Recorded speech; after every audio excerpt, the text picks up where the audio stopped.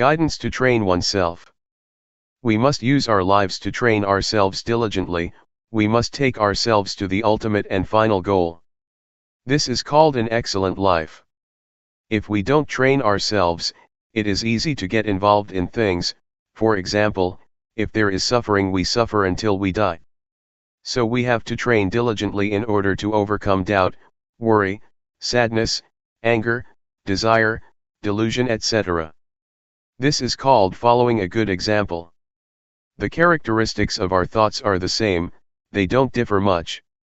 Whatever one is familiar with, one thinks about that, following our disposition and character. The environment has an influence on our lives. For example, someone is born in a good family but the environment is no good, and it gives that person information that is no good. The result is that that person receives bad information. A bad past leads life to delusion and bad actions. This is a law of nature. There are certain states of mind that we shouldn't surrender to, such as doubt and worry, because we still have a way out.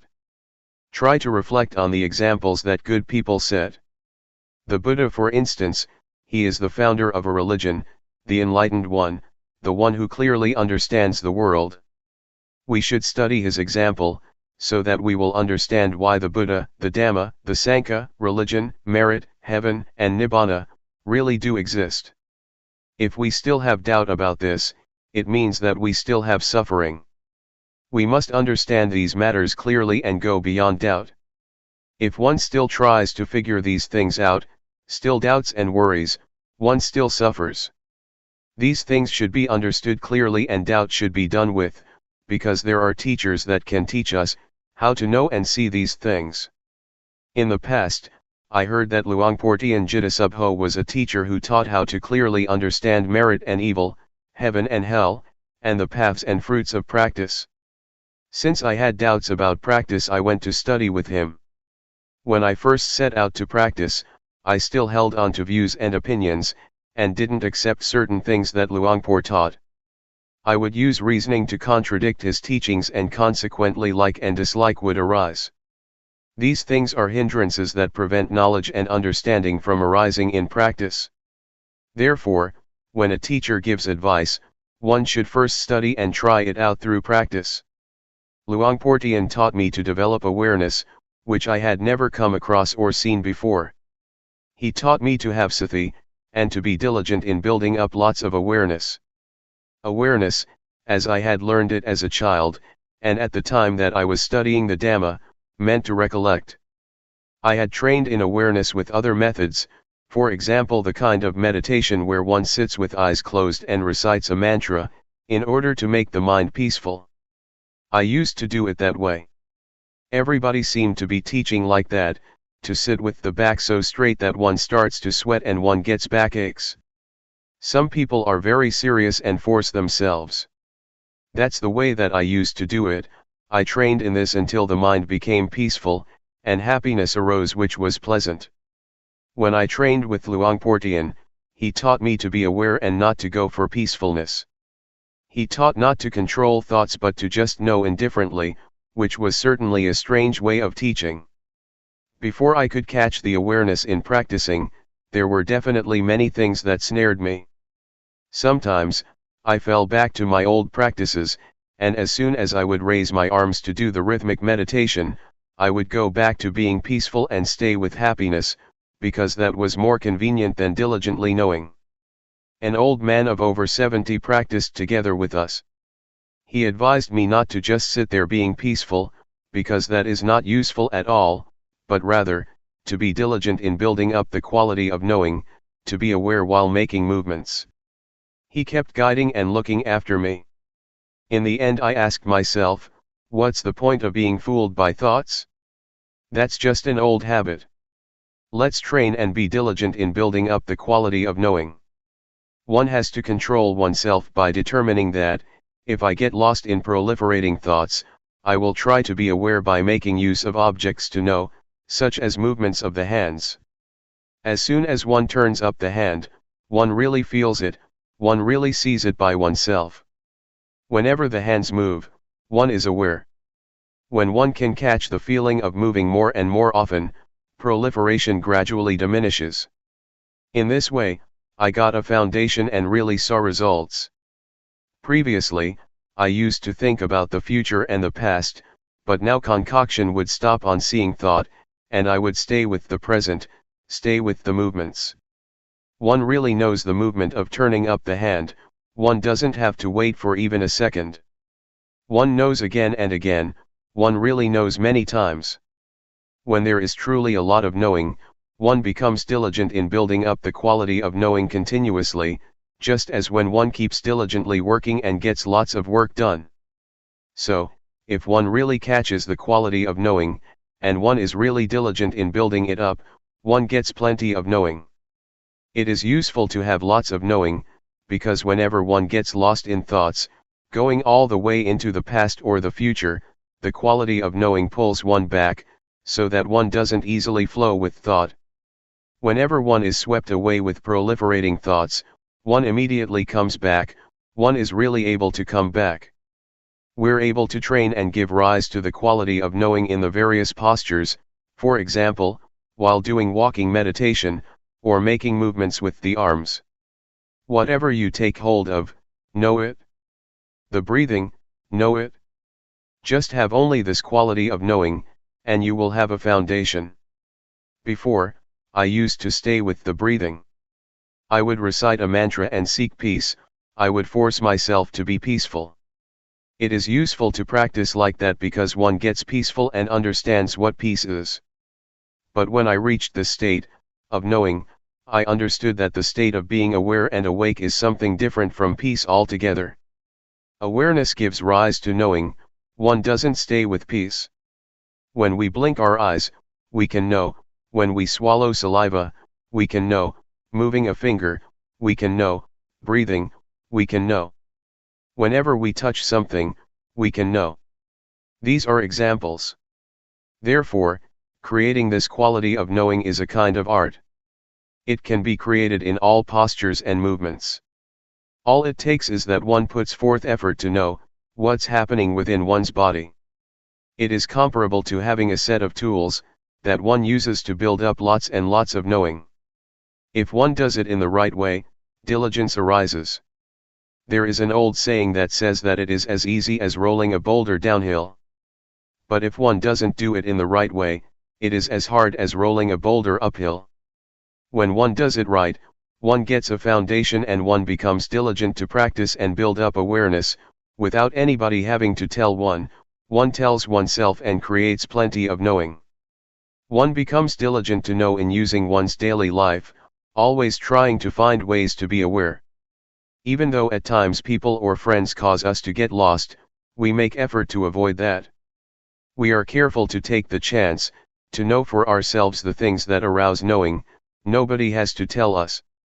It's like working, when we do it right we are diligent and fluent, but if we don't do it right it's like banging our head against a brick wall. We know and see for ourselves what delusion is like and what knowing is like. We know and see what the advantages and disadvantages of knowing and delusion are. And so, we prevent and deal with things automatically. One has the answers oneself and doesn't have to ask anybody. If there is a lot of knowing and one knows for long periods of time, one will see the conditions of the body, because the quality of knowing is the one who watches the movements. However, this doesn't mean that one will see this immediately because sometimes, as the body is moving, instead of just seeing the body, there are things that make us get lost, for example, feelings that arise due to unintentional thoughts, or various moods, either coming from the body or the mind. These things incite us to get lost but we don't. These things are there but now we have seen that they are just feelings. People who have trained in meditation before, will just meet with coarse feelings, and the refined feelings that exist in the body and the thinking mind, they won't see. If we build up the quality of knowing until it is the boss, it will be able to distinguish delusion from knowing, even though delusion, proliferation, was in charge before. We will be able to pass through subtle feelings without having to get involved. It compares with traveling and passing through various villages. We leave this and that town behind us, and pass through without getting involved. But someone who easily loses awareness, is incessantly interested in the thoughts that come up, reasoning in every way, and loses a lot of time by thinking. Like, dislike, and all the rest of it arise. This is someone who is not determined to walk the path. The Buddha said that, someone who is heedful is awake when others are asleep. Such a one leaves foolish people far behind, just as a well-trained horse leaves a horse without strength behind. Not getting involved with proliferating thoughts that arise is like this: one moment of knowing is to be removed one moment from not knowing, from delusion. One gets further and further removed and one becomes skilled in knowing. It is easy to know. Before, it was easy to get lost, but when one trains oneself it becomes easy to know. The feelings and the various thoughts that make the body move are nama dhamma. When the quality of knowing sees this, one understands the body. Before, the quality of knowing wasn't there yet, and one had not yet discovered that it is thought that orders the body around. One assumed that there was a self that was moving. But when one understands rupa and nama, one understands that rupa is something solid, composed of many things. One knows heat, cold, hunger, and pain, because of rupa. Nama is the mind, feelings and thoughts. It receives and knows all kinds of things. There are innumerable conditions that arise together with the mind. Anger, worry, desire, and delusion, are some examples of coarse ones. They make the mind run wild and it takes them to be self. Actually, they are not self, but one doesn't know that they are conditions of mind, and so one acts following them, until those various conditions give rise to a sense of self, of me, being like that. But when the knowing watches and sees them, one understands that they are only just conditionings of the mind, and one can let go. To sum up, the body that is alive is a lump that consists of two things, namely, rupa and nama. At this point one knows how to separate rupa from nama. And so one clearly realizes the relationship between rupa and nama. This may be called the arising of insight knowledge. It is a really clear realization. Reality doesn't deceive. This point can be taken as a universal standard. Teachers cannot deceive disciples, and disciples cannot deceive teachers about it. Whoever comes to this stage, no matter what nationality one has, or language one speaks, one will see like this. Having seen it, there is no more problem, no more doubt. One abandons and puts things down, right there. When we have our eyes open we can see all sorts of things. For example, we see that this is a rock, that is a tree, and that is a snake creeping over there. It's good to see. If we don't see it's dangerous, but when we see, we're safe. But seeing with the eyes can still be deceptive because it is not a realization. Realizations don't deceive, rather, they set one free. There is security in realizations. To see is to make an end of one's burden. When the quality of knowing sees rupa as a lump of suffering, it creates the feeling of having pity on the body, because the body doesn't know anything, it just does its duty. It gives us signals of what is dangerous, for example, heat and cold, so that we can do something about it. We didn't see this before, and so we thought that I am hot and I am cold. But now we see rupa and so we know how to solve the problem. The body is suffering already as it is just a lump of suffering. One has to breathe, has to swallow saliva, has to blink the eyes, has to stand, has to lie down, has to eat, has to go to the toilet, etc. When we give it more work to do, such as smoking cigarettes, it is a burden for rupa, we make it suffer even more. The mind is the same. When we're angry, we give the body suffering. This is oppression that works from both sides, from the side of the body as well as from the side of the mind. This kind of relationship between the body and the mind is not appropriate at all. When there is the knowing, or the state of watching, peace arises. And Rupa and Nama relate to each other in the right way.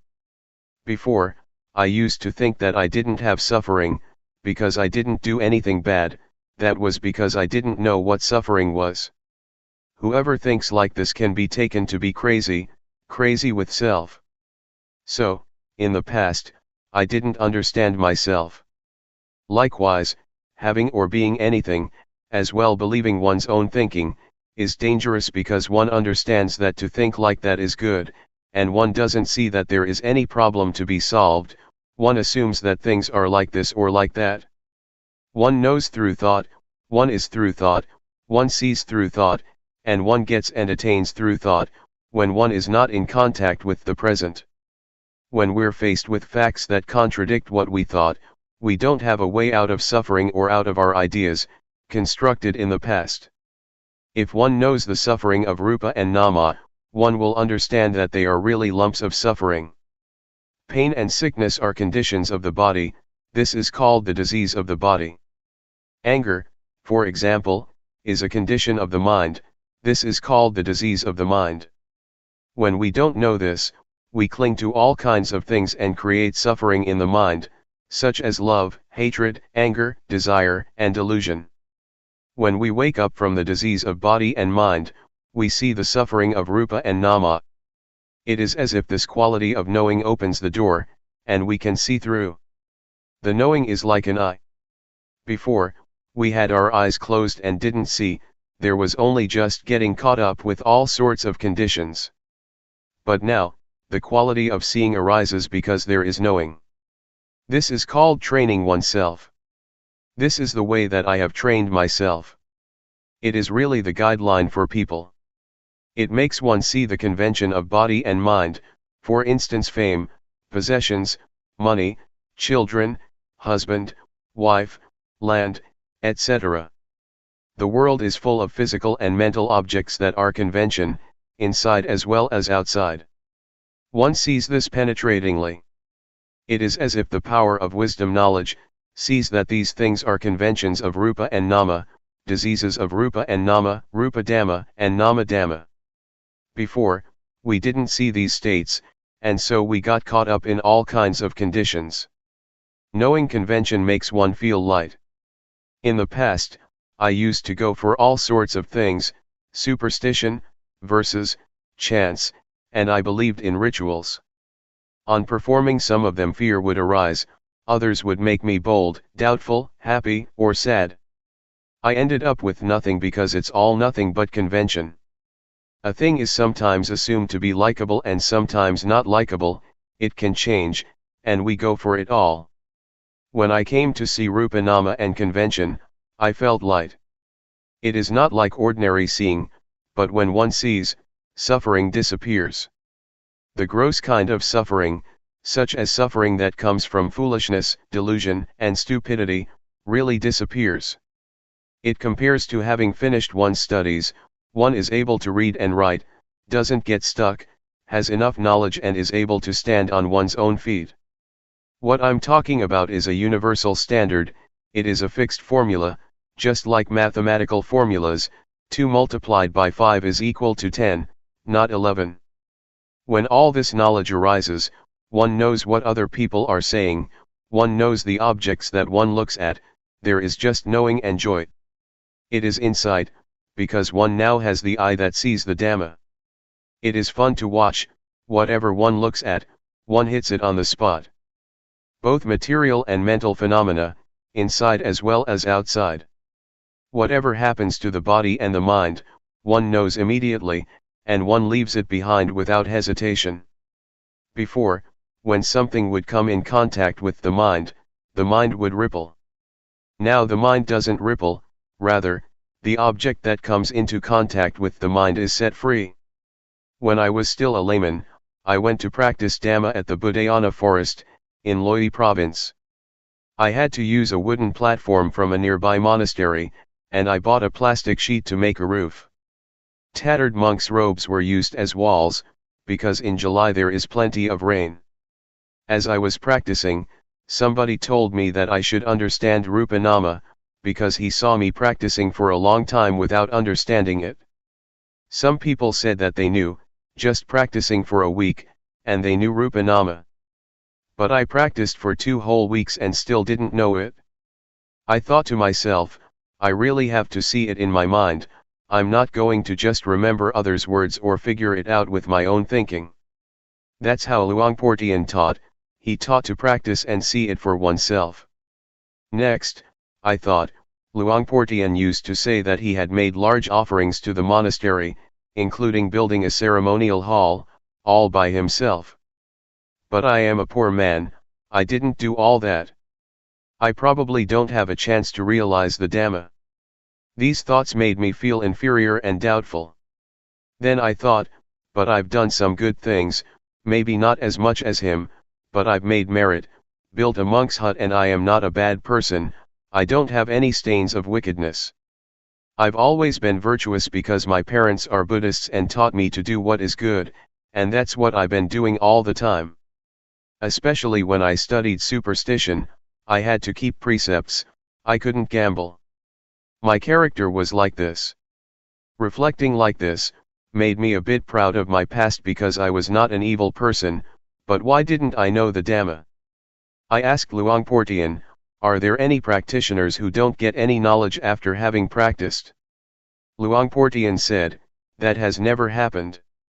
It seems that I am the first one, because after 2 weeks I still don't know anything, I remarked. Luangpor Teean walked up to me and grabbed my hand. I said, you have made merit and made offerings, but I have never done as much of that as you, I guess I don't have the merit to know. He answered, never mind, don't worry. Are you practicing sincerely? I said, I really am, Luangpor. Luangpor Teean said, practice here for 1 month. How much money do you get for 1 month's work? I answered, I get 1,000 baht a month. In those days I was a hired hand, making doors and windows for houses. This was building work, skilled labor, and I would get at least 1,000 baht a month.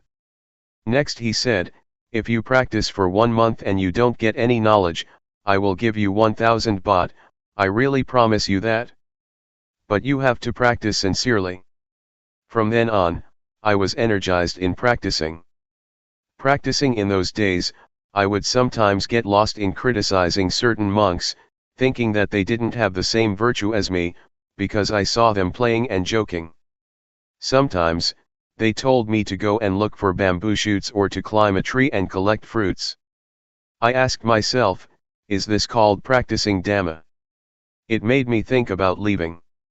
But having reprimanded them in my mind, I no longer looked at others. Instead, I only watched and listened to Luangpor Teean. I didn't pay attention to others and create a mess and a burden for myself. So, I made a firm resolution to build up awareness, to build up sati. After practicing Dhamma for less than 20 days, I had an experience and lots of knowledge arose. When practicing in the right way, it becomes as easy as rolling a boulder downhill. But when doing it wrong, it is like rolling it uphill. Doing it in the wrong way is just a burden, there are many things that one doesn't like, and then one goes and thinks about them.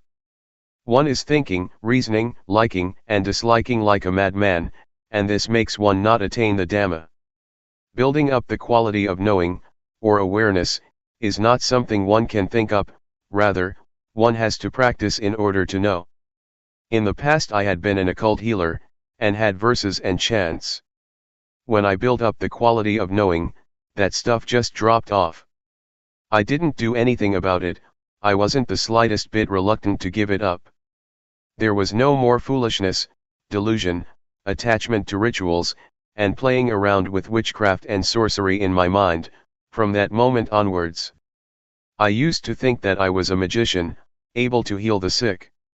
An invulnerability chant has to be recited until one feels that one's body swells up, and becomes so big that it squeezes against the walls, or until one perceives a razor blade as a blade of grass.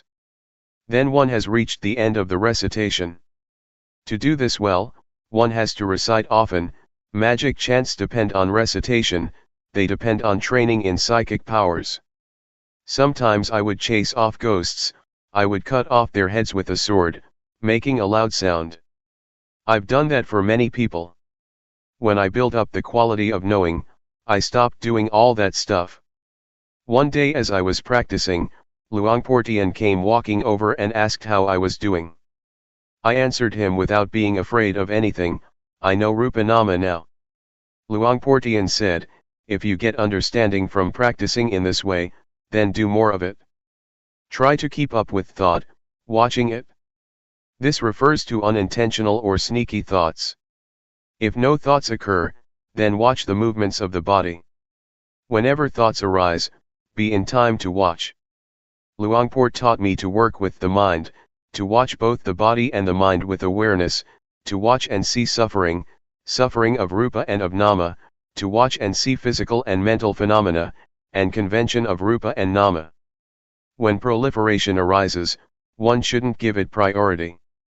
One should do one's duty of watching the movements of the body and the thoughts in the mind. One shouldn't give attention to thoughts that come up by themselves. Build up awareness that is in time with the thoughts arising. When one knows the thoughts in time, one doesn't incline to go with the arisen thoughts. So, it is our duty to build up awareness. When one builds up more and more awareness, in the end it suddenly meets up with thought.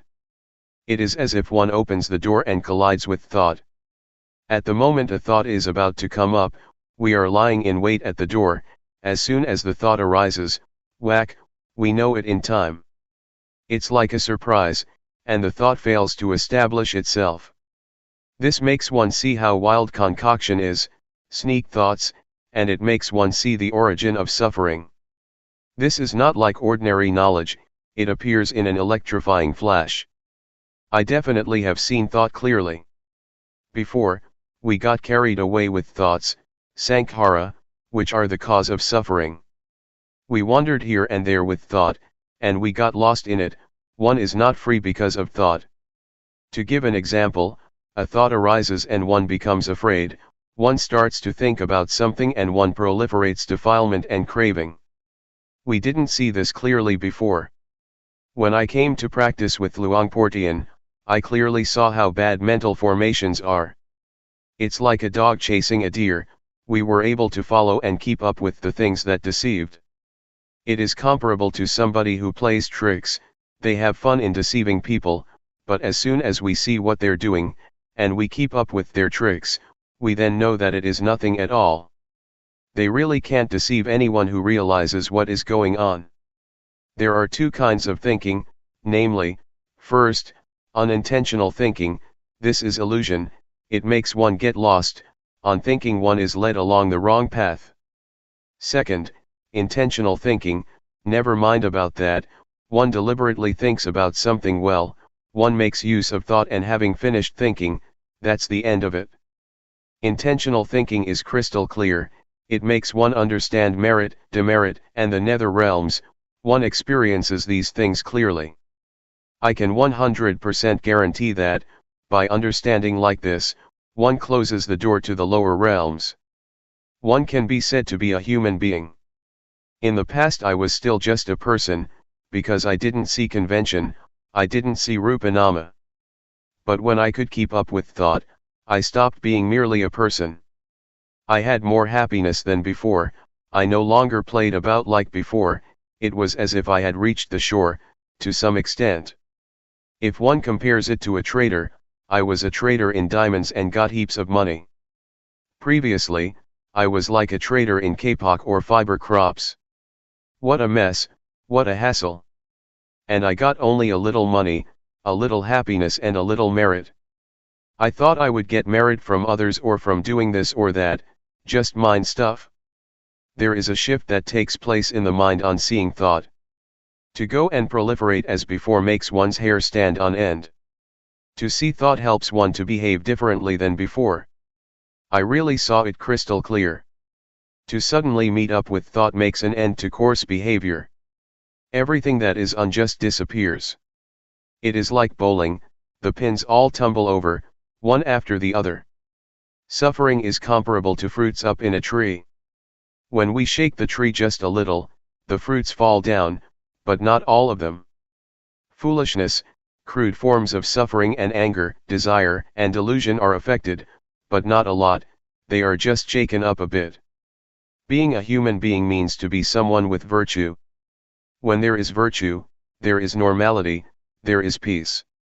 Samadhi refers to the mind that is in order. When there is order, there is no mess and the mind becomes tame. Wisdom means to know all around, to know how to solve things within oneself, to know how to liberate oneself and not to sink down, being caught up with all sorts of conditions, but to be free. This is how I knew, and later I understood other things as well, such as angels. To be an angel is to have a moral mind, not daring to act or think in bad ways. I understood Buddhism, and I understood the three characteristics of all conditioned phenomena, namely, that they are impermanent, without intrinsic value and not self. Seeing Rupa-nama, seeing the conditions of body and mind, and seeing all things as they really are, is like having a magic eye. One sees that all things are impermanent, it is like seeing the place to dispose of the conditions of body and mind, one used to cling to.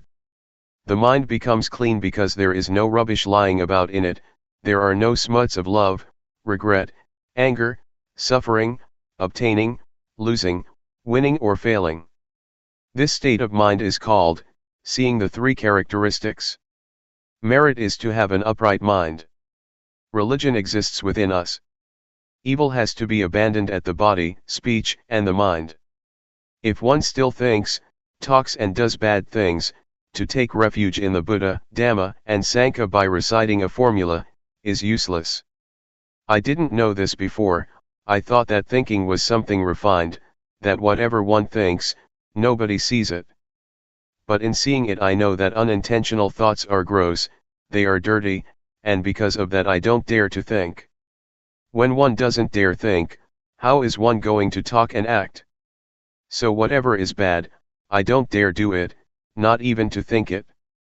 This is called being an angel because one is established in the morality of angels.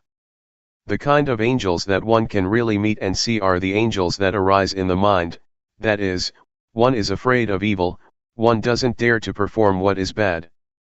As for the conventional angels, they refer to kings and important people, who have happiness and ease, without much suffering. On reviewing the previous stages, from seeing Rupa-nama onwards, it appears as if Rupa and Nama encourage us, they don't leave us. The three characteristics don't leave us. They are like a stack of provisions, or reserve players at a sports event. In other words, they are a big army. Seeing the stages all the way through gives us encouragement. One knows, sees, and understands the three characteristics, and it is as if they keep following one continuously. To be an arahant, refers to the mind that is utterly pure. When one enters the stream, that leads to nibbana, the angels come to praise one. It is only human beings that are able to reach the path, fruits of practice and nibbana. Therefore, human beings are considered to be the uppermost beings. It says in the scriptures that being born as a human being is a great gain. In the state of being human, the mind really rises higher. It is not just a matter of having 2 arms, 2 legs, and a head on top of the shoulders. That is still not a sure thing. It might be a spook, a giant or a hungry ghost. But practicing up to this stage, one really is a human being. When one walks to the plane at the airport, there are certain conveniences. On walking to the door just opens up for us, no need to open it yourself. Going up, there is a conveyor that takes one's suitcases, one doesn't need to carry them oneself. A Brahma god doesn't have 4 faces, as some will have it, rather, this refers to the qualities of loving kindness, compassion, sympathetic joy, and equanimity. When I understood like this, it made me think of those who don't know yet. I wanted people to know and see. I thought of this and that person. I thought of my father has died. I thought of my mother. All right? I'm going to teach my mother. I'm going to teach my brothers and sisters. What I've been saying may not be all of it, but if one really studies and practices, one will know many things and doubt will come to an end. It will make one see right and wrong. This is called realization. One will shift from being a person to being a human being with morality. Training and practicing until there is realization, will give one sufficient understanding about angels, about Brahma gods, about virtue, firmness of mind, wisdom, religion, merit, demerit, and Buddhism. One won't have any doubts, even about such matters as visions, ghosts or whatever it may be.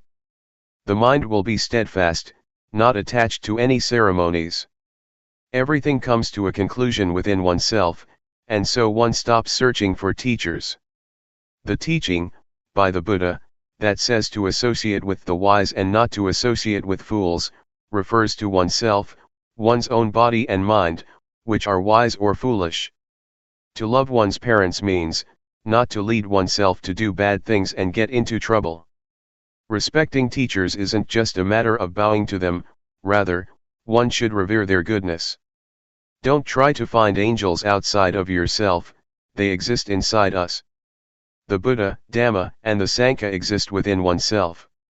A good person is someone who respects him or herself. When one pays respects to a Buddha image, one doesn't bow to the cement, bricks, or stone, that is just convention.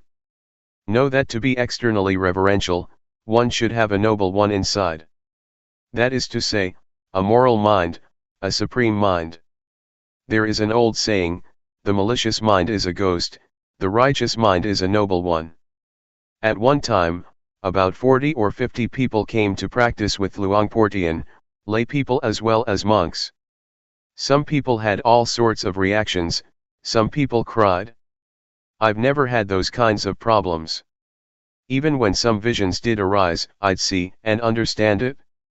It is like having eyes, one looks and one sees according to reality.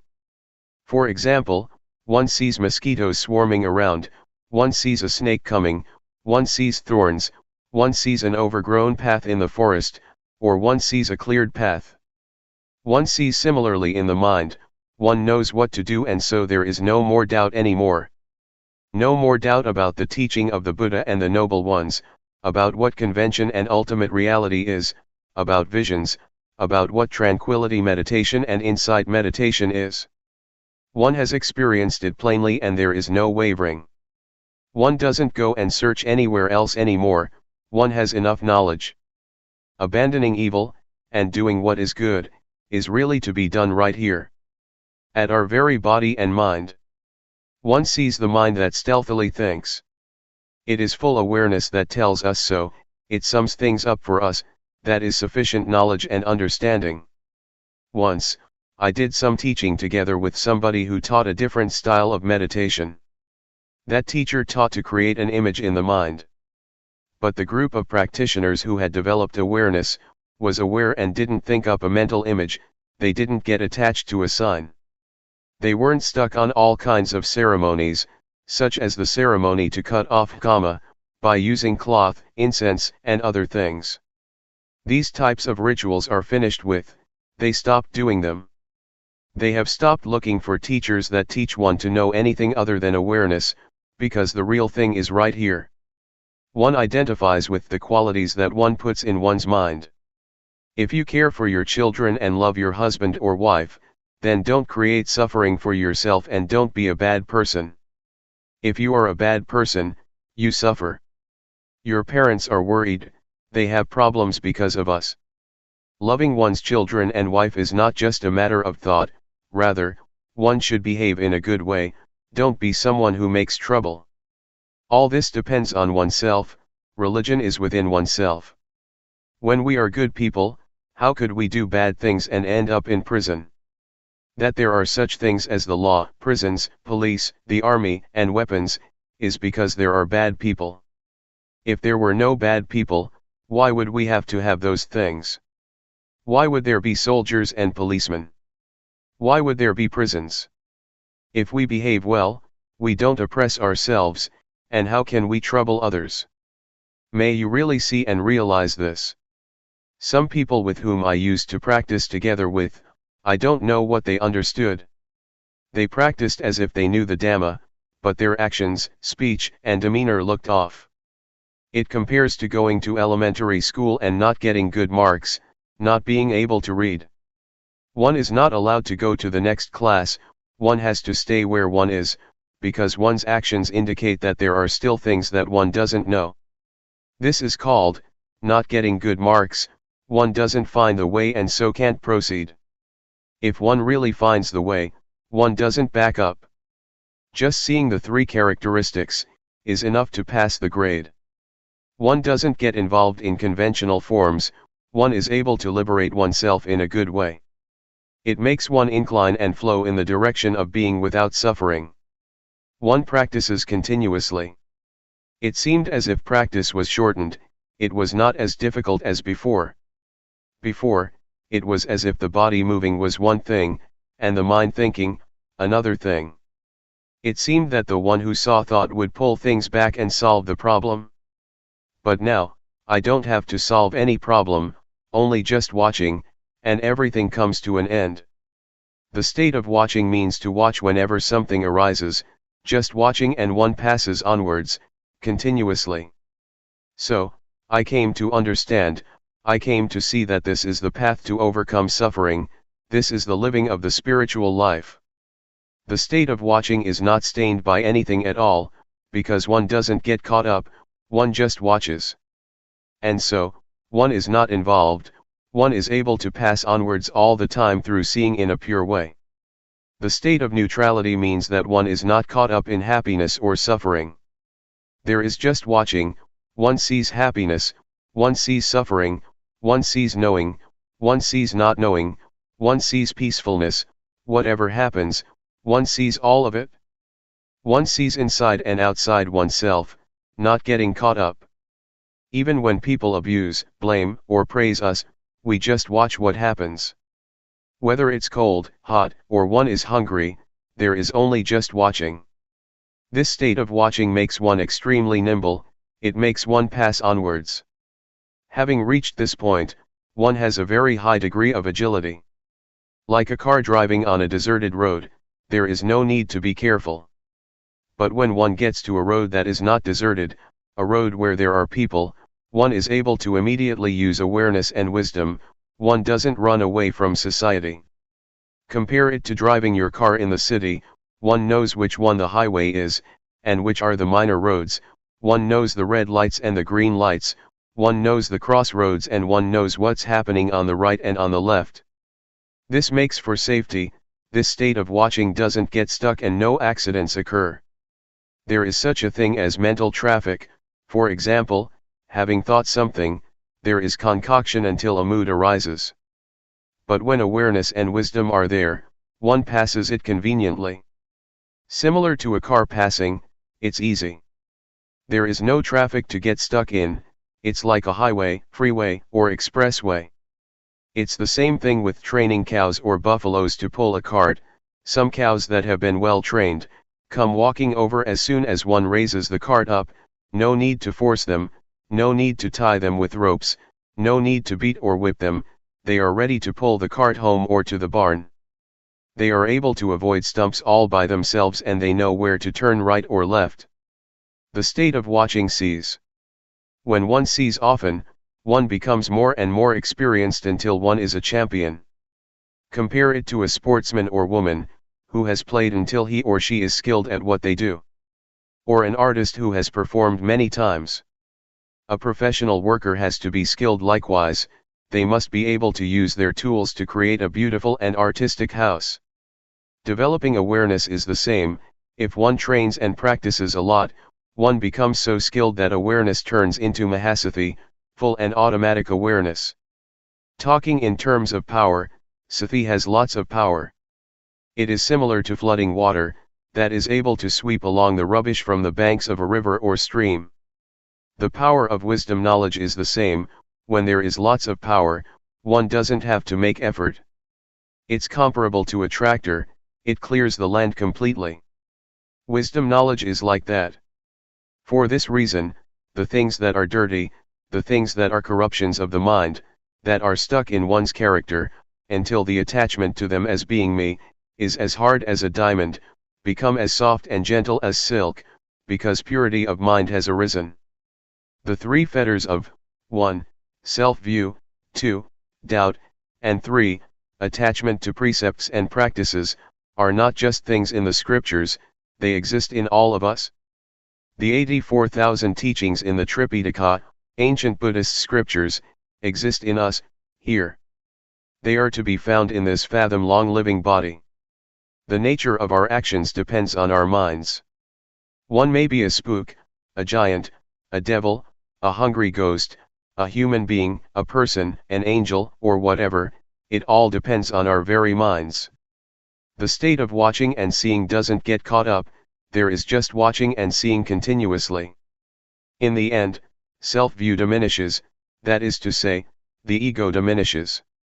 The state of watching continuously is the state of normality, therefore, virtue arises within one.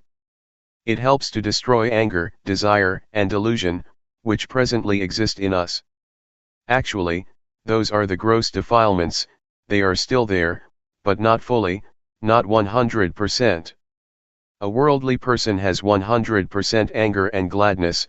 When awareness has been developed, gladness and sadness gradually diminish.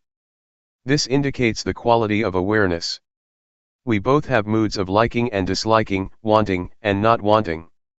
The state that clearly sees those moods indicates whether one is a noble one of low or high caliber. One can measure it with this. One shouldn't measure it by external forms or characteristics, such as whether one is ordained, how long one has been ordained, whether one is famous and has a title, which means in the world being this or that, that's not it. Rather, it's a matter of how level the mind is, how much does it go up and down. Is there much variation? If one still goes overboard with laughter when one is glad, it means that one has 100% gladness. This is called still being a worldly person. The state of seeing is like this. It doesn't get caught up in anything, but it is neutral, it is normal, and therefore, it is real virtue. To determine to observe precepts is external virtue, one looks after it, in order to live together in society, which is a good thing. As for the real training in virtue, it is the kind of virtue that melts and digests the defilements, so that the mind doesn't go up and down, because one sees them and so they can't remain. Doubt and attachment to rituals are abandoned, because one understands that everything is dependent on our actions, it is not an external matter. This state of watching, seeing, and not being caught up, is a formula, it is a guide in living one's life. It gives us this guidance, one doesn't have to recite or remember anything. The quality of Buddho doesn't arise from reciting the word. Buddho means to know, to be awake and to have a joyful mind. In whoever the state of knowing, being awake and joy arises, that person has Buddho in his or her mind. And it will protect and look after us, so that we don't fall into harmful states of mind. Just as the saying goes, the Dhamma will inevitably take care that a practitioner does not to fall into bad states. The Dhamma yields results, if one really knows and sees the way that should be known and seen. The more one studies, the more one sees clearly. Confidence will arise as well as deep devotion to the Buddha, the Dhamma, and the Noble Sangha. The state of realization and clear knowing is Vipassana, insight. So, insight is not about seeing colors and lights, heaven and hell, externally. Heaven and hell exist in our very minds. One shouldn't pray to angels, to come and help one in this and that way, that is appropriate for someone without a refuge, who hopes to find an external refuge in an illusory way. Being an angel means that one's mind has a sense of shame of wrongdoing. If everybody were to have this quality, there would be no need for prisons in our country, because everyone would protect themselves and no one would create suffering for others. So, seeing clearly in this way makes one abandon self-view, doubt and attachment to rites and rituals, it means that one turns around and solves problems within oneself. This state of watching makes one pay respects to the qualities of the Buddha, rather than to a golden image, it makes one pay respects to the characteristics of the Dhamma, rather than to books, and it makes one pay respects to the virtuous qualities of the noble Sanka, rather than to robes and a shaven head. The meaning of the word pra, monk, is an excellent person, someone with a good heart, that is to say he or she doesn't get angry, doesn't desire and doesn't get deluded. The kind of thoughts that say, he insulted me, I won't give in, don't exist in someone like that. There is just letting go, and understanding arises, clear seeing, until there is no anger. Getting and losing, happiness and suffering, praise and blame, are ordinary things in the world. Nobody can be their owner. And it is the same with sights, sound, smell, taste, bodily sensations and mental phenomena. They are things of the world, they belong to the world, they are not ours. Even sight, sound, smell, and taste have a worldly flavor to them. People don't know or understand it like this, and so they always have a sense of lacking something. For example, one is a slave of desire. The state of watching and seeing makes one feel satisfied, there is a sense of enough, there is no lack of anything, no shortage, and how are we going to suffer? Therefore, when there are virtuous qualities in all of us, we don't get deluded, we abandon evil, do what is right, and our minds are pure. The state of watching helps to cut down on things, and it makes us understand. It makes us able to overcome suffering. What it comes down to is a handful of Dhamma. The Buddha once compared his teachings to a handful of leaves. So, understanding the Dhamma is not something difficult for someone who has reached the state of watching. This is true regardless of whether one has studied or not, because attaining the Dhamma is not connected at all with studying. Rather, it is a matter of training oneself to let go of what is bad, to do what is good, and to purify the mind. That is what Dhamma is. Awareness, or the perfection of awareness, is not to be found in books or scriptures, it exists inside us. Don't be afraid of the ghosts outside, the ghosts are in your mind. In the Sutta, Discourse on Auspiciousness, the Buddha said, not to associate with fools, to associate with the wise, and to revere those that should be revered. These three things are the highest blessing. A fool here doesn't refer to Mr. A or Miss B. Gamblers, flirters, people who go to bars and nightclubs, people who drink, etc., are called external fools. But the real fools are inside of us, they are our thoughts. If we think harmful thoughts, our harmful thoughts may lead us to anger, desire, or delusion, they may lead one to defilement and craving. What does it mean to associate with the wise? It means to have good thoughts in our minds. For example, when some problem arises, we let go and don't dwell on it. Never mind, it is just the way it is. This is a wise person. Trying to not have anybody tell us off, or blame us, is impossible. But if we have good thoughts and think in the right way, and we know how to let go, we associate with the wise. It doesn't mean to get attached to this teacher or that monk, or getting deluded to the physical form of the Buddha, as was the case with the monk Vakali, who kept following and staring at the Buddha. The Buddha saw that this monk was getting lost, and so he taught him that, whoever sees the Dhamma, sees me. The monk Vakali then determined to practice the Dhamma, and finally, he realized the Dhamma. This is the way that I see and understand this matter of not associating with fools and associating with the wise. One should see it broadly, in all its aspects. It is comparable to light that radiates outwards, that way one knows completely and all around. It is not a matter of sitting with eyes closed and knowing, but one knows at the time one's eyes are open. Wherever one goes, one knows as one is living one's life as usual, being aware at the same time. The Buddha said that, whoever is aware continuously is like someone who lives in comfort at home with one's parents, there is warmth, kindness, and one is safe. What I'm saying comes from my own experience in training myself. It may not be elaborated in detail, but when you really determine to practice you will have your own experience. You will know the taste of it yourself, and learn plenty of lessons. We must experience and see things for ourselves, we must let go ourselves, we must be liberated ourselves. Once we have a foundation we will find the path, this is a law of nature. The state of watching, the state of knowing or awareness, compares to being at home with our father and mother. Of course then we are safe, we're free from all possible dangers because our parents protect us. This befits the saying, Sati and Sampajanya are things that are of great assistance. Sati is recollection, or mindfulness, and Sampajanya is realization or full awareness. The state of watching is something superb, because there is emancipation, there is safety, there is cleanliness, purity appears, it is lofty virtue, lofty firmness of mind and lofty wisdom. The state of watching helps support us to understand the conditions of body and mind, to know convention as convention, to know the suffering of Rupanama, to know the disease of Rupanama. And so, a transformation takes place in the mind, one becomes a human being and one who is virtuous. Pubpegatha punyatha means having done good things in the past. For example, yesterday or today we've done something good. The words in the past don't refer to before we were born, or a previous lifetime. In the past here means actions done earlier on, such as yesterday, last week, or last year.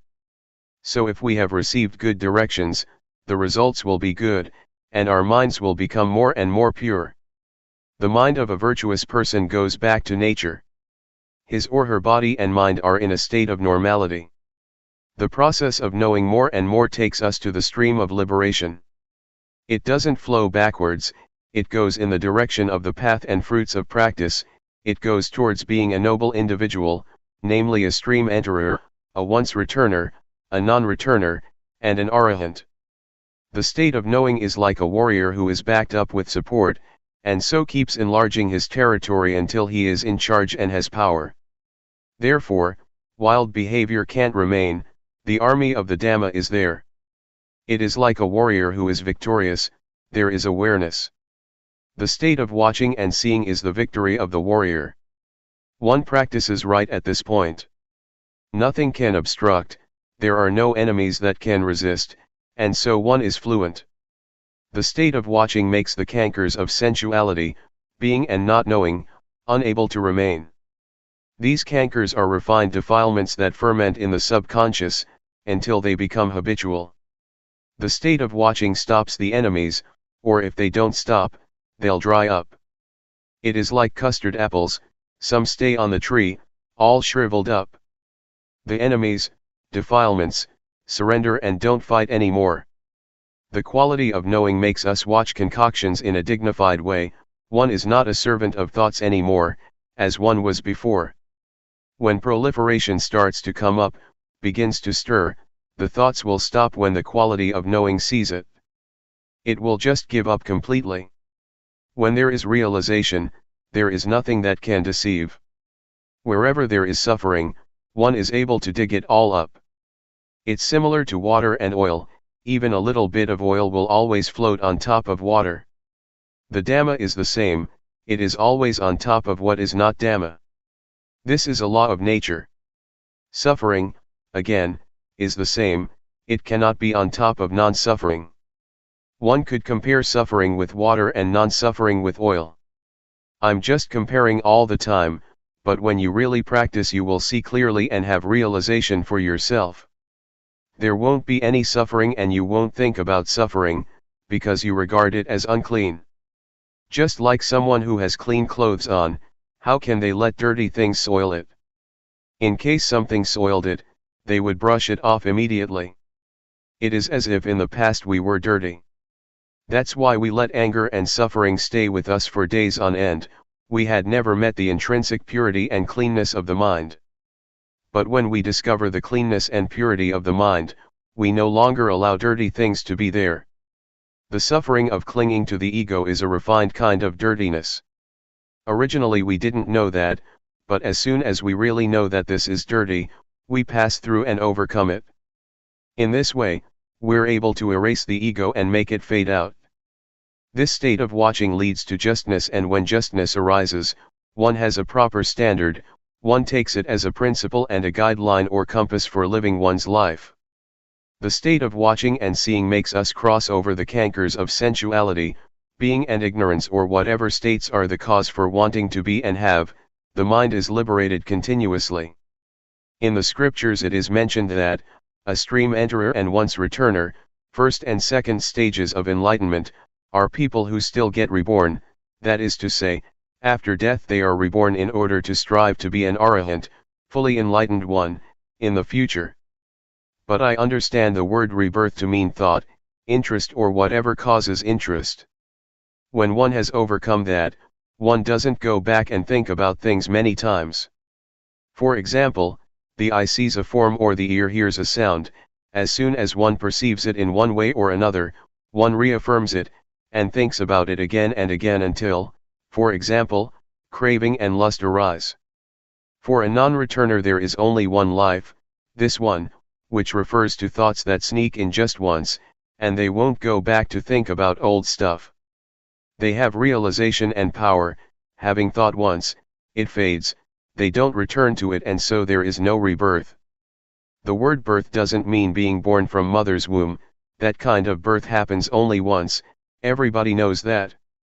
But being born here, is the birth and death of Namarupa, in other words, the endless arising and passing away of the feeling of self.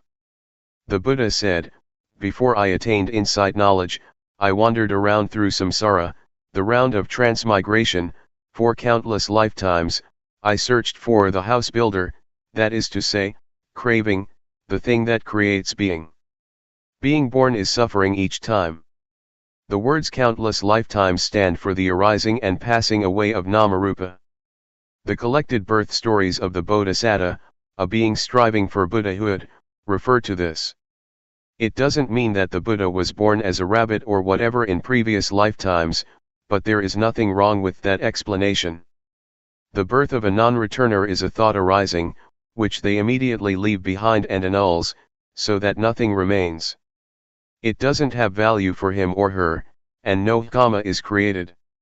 Such a one is not a servant of thought, they are free. They relate to things as being me or mine, only very little.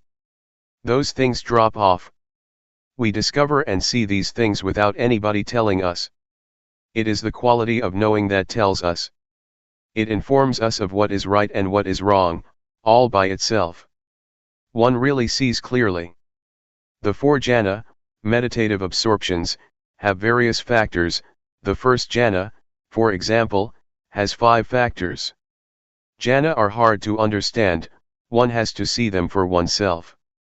One is capable of generating them, they make one get stuck because of their attraction, they give one a sense of happiness which is called worldly happiness. But the happiness that is beyond the world is without allurement. When the state of seeing arises, the mind becomes more and more liberated, and it leads to ultimate purity. A change takes place, namely, one is released from all kama. The words me, and to see, are separated from each other. There used to be always me, deep down there was still a self in the mind, but after practicing fully they become separated, and can't be connected again.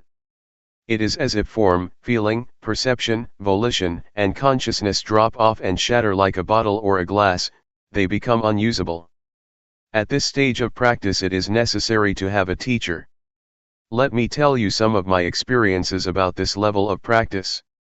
That day after the midday meal, I didn't get up from my seat. I kept sitting until all the other practitioners had got up. Luangpor Teean saw me sitting and asked me, "What's up?"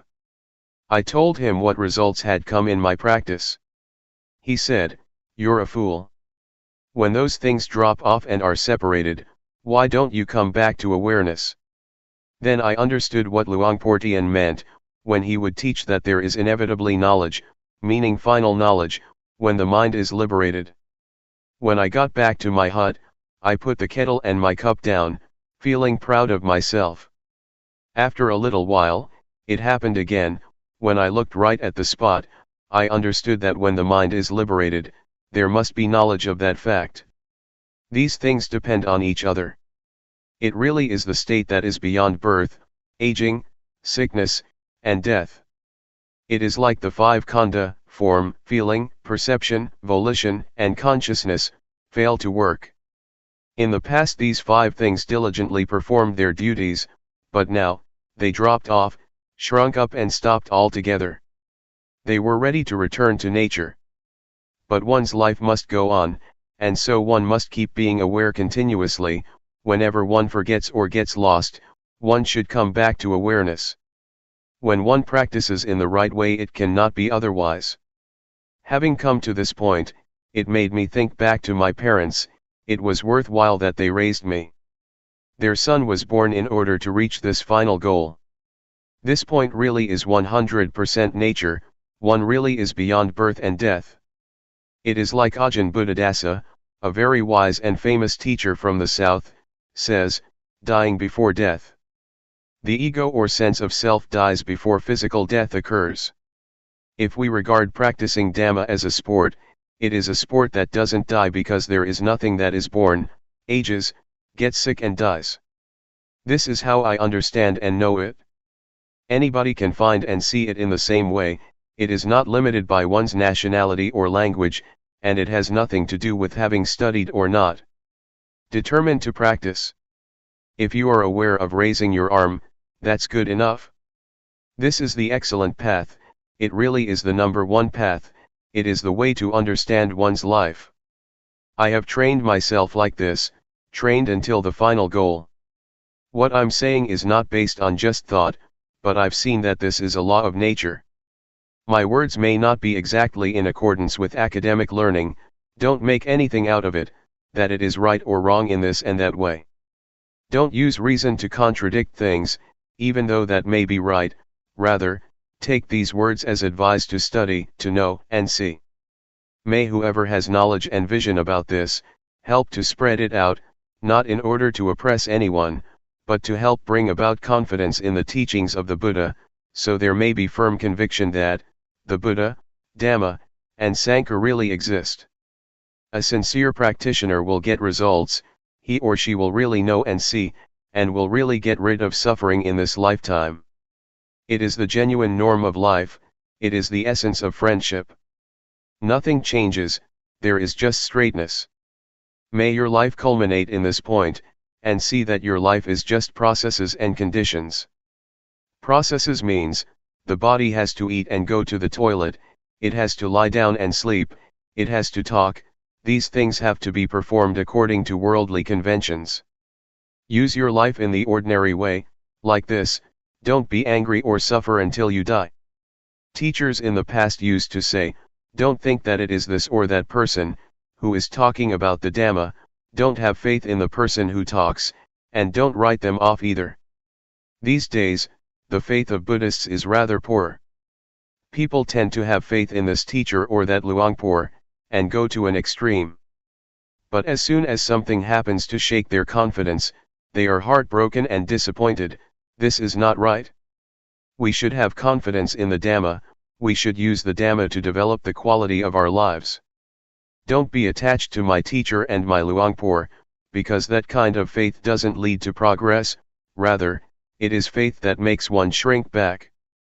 When you understand like this, experiment with practice and take your actions as the criterion. When you do that and you see results, there will be confidence. It is not that one has faith because someone says the right things, faith because of someone's character, disposition, and demeanor. This kind of faith is dangerous, because it is not the confidence as was taught by the Buddha. At one time, after the Buddha had expounded the Dhamma, he asked Sariputta, the monk who was his chief disciple, "Do you believe what I'm saying?" Venerable Sariputta replied, "No, I don't." The monks who were sitting there all criticized Venerable Sariputta, saying, "He doesn't even believe the Buddha," and they protested in the midst of the meeting. Next, the Buddha asked Venerable Sariputta, "How do you see things?" Venerable Sariputta respectfully addressed the Buddha, saying, "I do not believe the Master, because what you have elucidated I know, see, and have realized already. Therefore I do not have any doubt on this matter, and there is no need to believe anybody anymore." Then, the Buddha spoke to the monks. Take Venerable Sariputta as your example. and so, one should experiment and practice with teachings, until one is Dhamma. If one still has anger and suffering, it means one is unable to solve the problem. Anger and suffering are not selves, but it is us who get lost. If we didn't get deluded, there would be no anger and no suffering. Only two things exist in our lives, namely, knowing and delusion. Do we spend more time with knowing or with delusion? We have to reflect on this for ourselves. If we still stay with delusion, we'll have to experience suffering and anger, for example, that's only natural. If we stay with the quality of knowing, we won't have anger or suffering. How can we stay with knowing? I have a method for all of you to try out, study and practice with. I'm not just telling you stories. I'm able to arrange a place and food for you, you don't have to pay for anything. This is because there are people with faith, who have offered money for food, for people who are interested to come and practice. In 1 year, as much as $1, in 1 month about $100. To lead retreats is my job, which I do fully, as skillfully as I can. I will be there as your friend. This age is the golden age. The Buddha, the Dhamma, the Noble Sangha, the paths, the fruits of practice, and Nibbana, really exist. You can experience them in your life. If you are aware, it means that you have the sprout of enlightenment. The Buddha is not separate from awareness, this is the sprout of enlightenment, that will grow up later on. May all of you be assured that you really are able to discover the truth in your life. To sum up, training oneself means to train in developing awareness. Awareness is the standard. It has the highest effectiveness, up to the point that one is able to reach the state of being the watcher. Awareness makes the mind pure, it is the path, it is the whole of the practice. Someone who is aware has achieved being the watcher in the right way. As it says in the scriptures, the final instructions of the Buddha. As long as bhikkhus live in the right way, the world will not be void of arahants. Don't think of this matter as being very difficult for you, because you're able to do it. You're able to be it. When one lives in the right way, one doesn't get caught up following one's proliferating thoughts. Instead there is neutrality, no gladness and no sadness.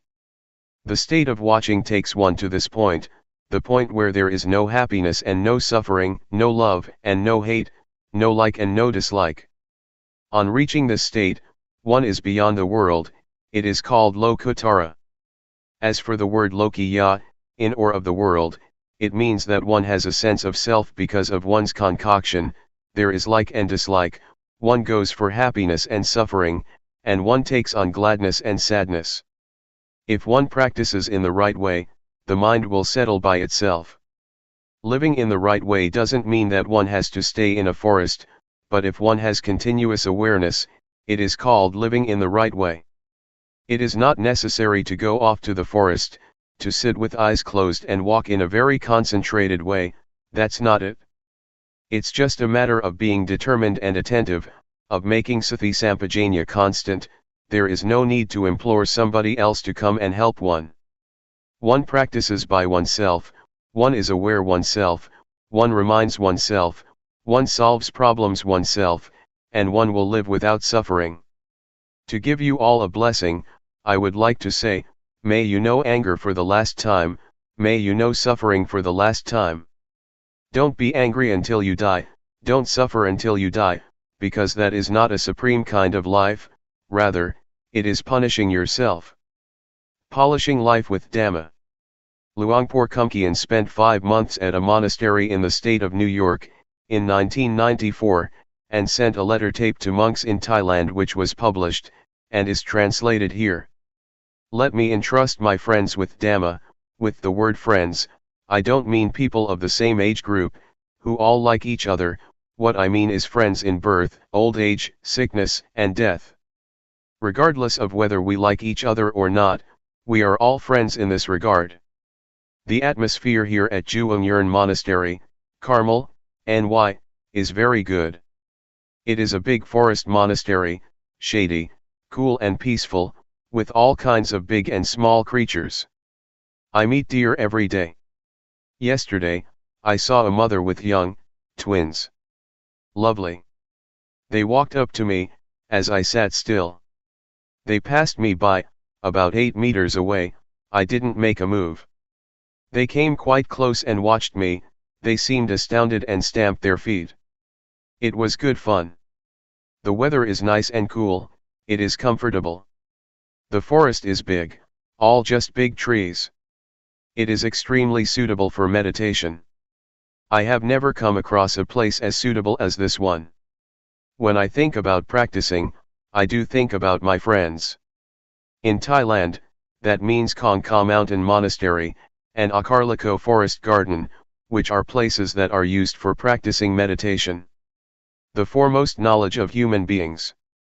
The knowledge of meditation is an important knowledge, it is the foremost knowledge of human beings. If we human beings don't study about meditation, our life does not have value and there will be problems throughout our lives.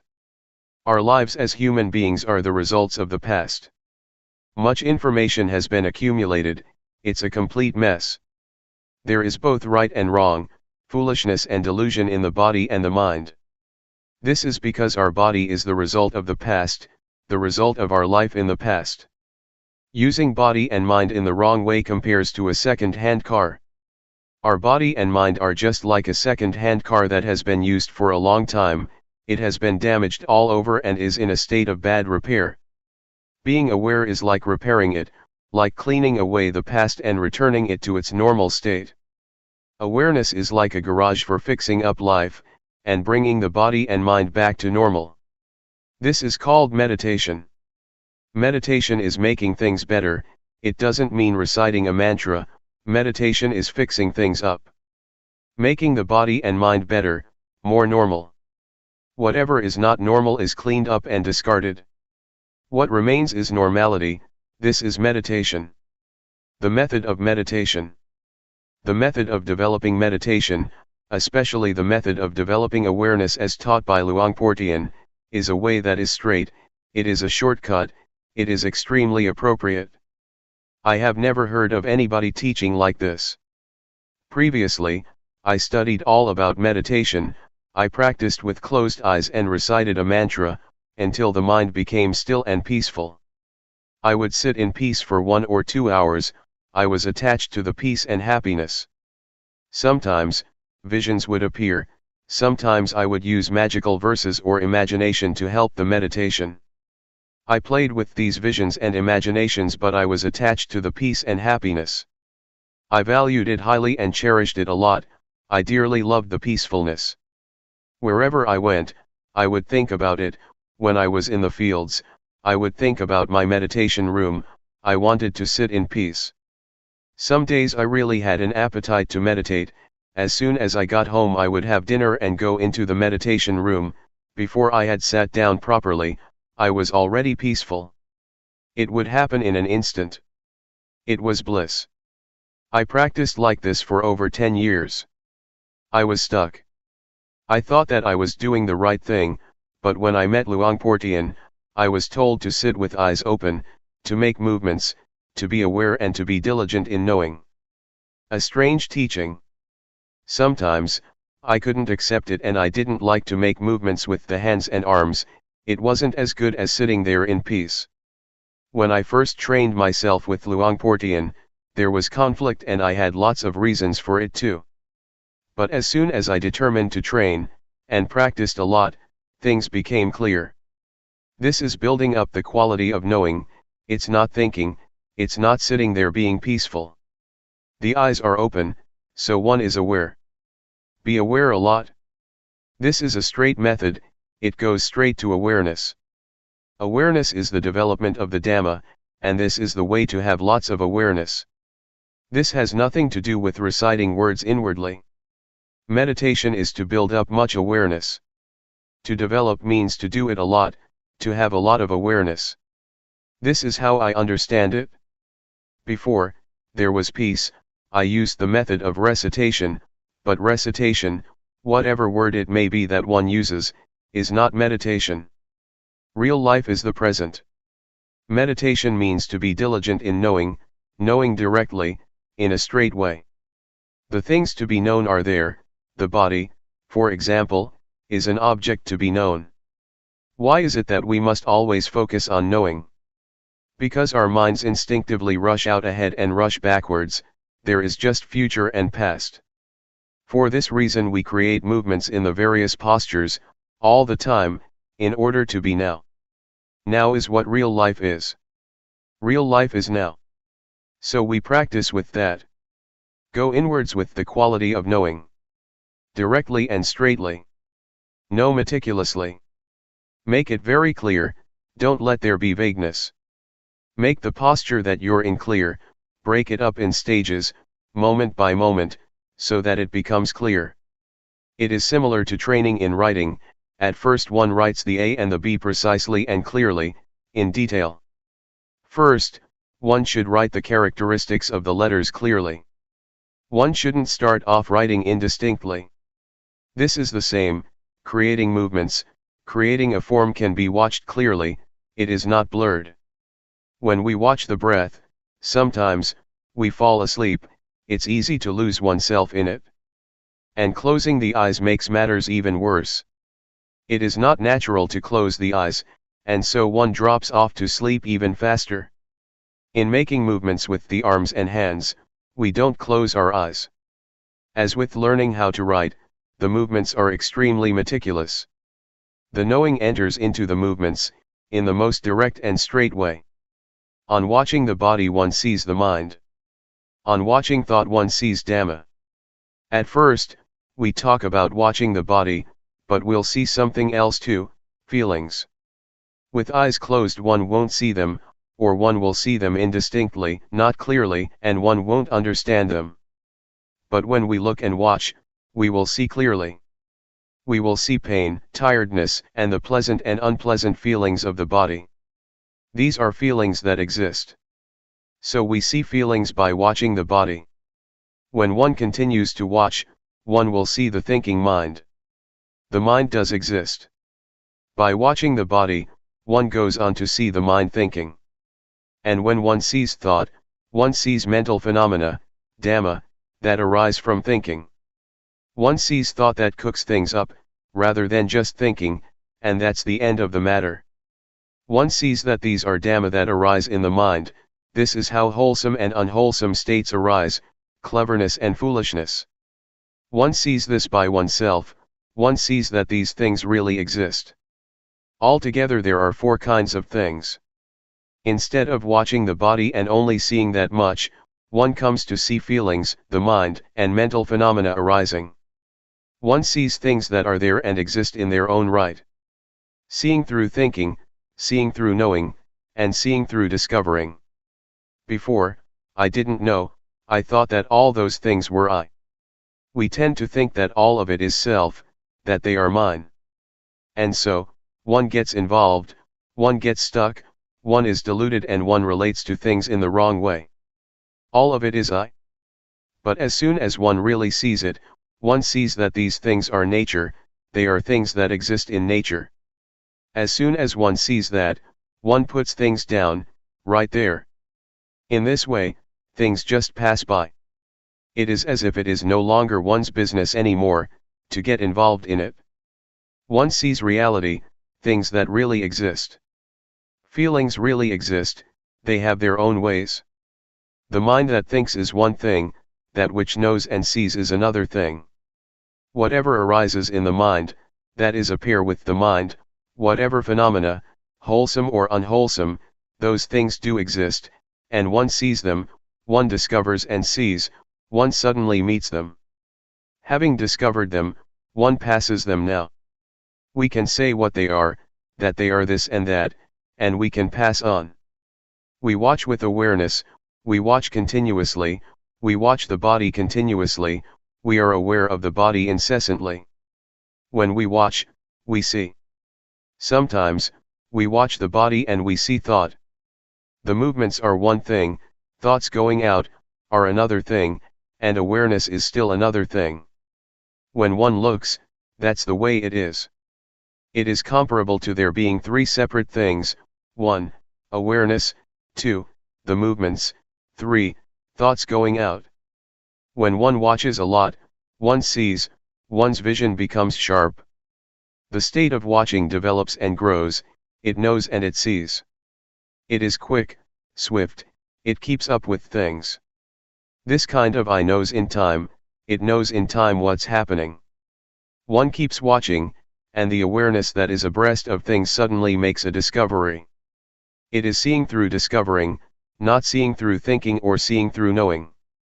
Seeing through knowing and seeing through discovering is different. Seeing through thinking is far apart, seeing through knowing comes a bit closer, but seeing through discovering meets things in an immediate way. The posture of sitting and the movements we make, are solid objects, they are rupa, rupa dhamma, physical phenomena. What orders the body to get up, sit down, walk and move, are nama dhamma, mental phenomena. In other words, it is the mind that knows things. In actuality, these things are nothing other than just the body and the mind. Body-mind, rupa-nama. The words body and mind are limited, but the words rupa-nama are terms that indicate mastery.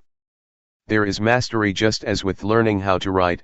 At first, one just knows how to write the A, the B, and so on, but when one continues to study, one becomes proficient, one can put the letters together and words are formed, it becomes language that can be used. This is the same, one sees rupa dhamma and nama dhamma. There is just this much.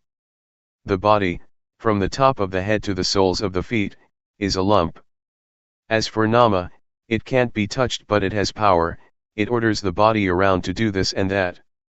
It is the boss, the body is the servant.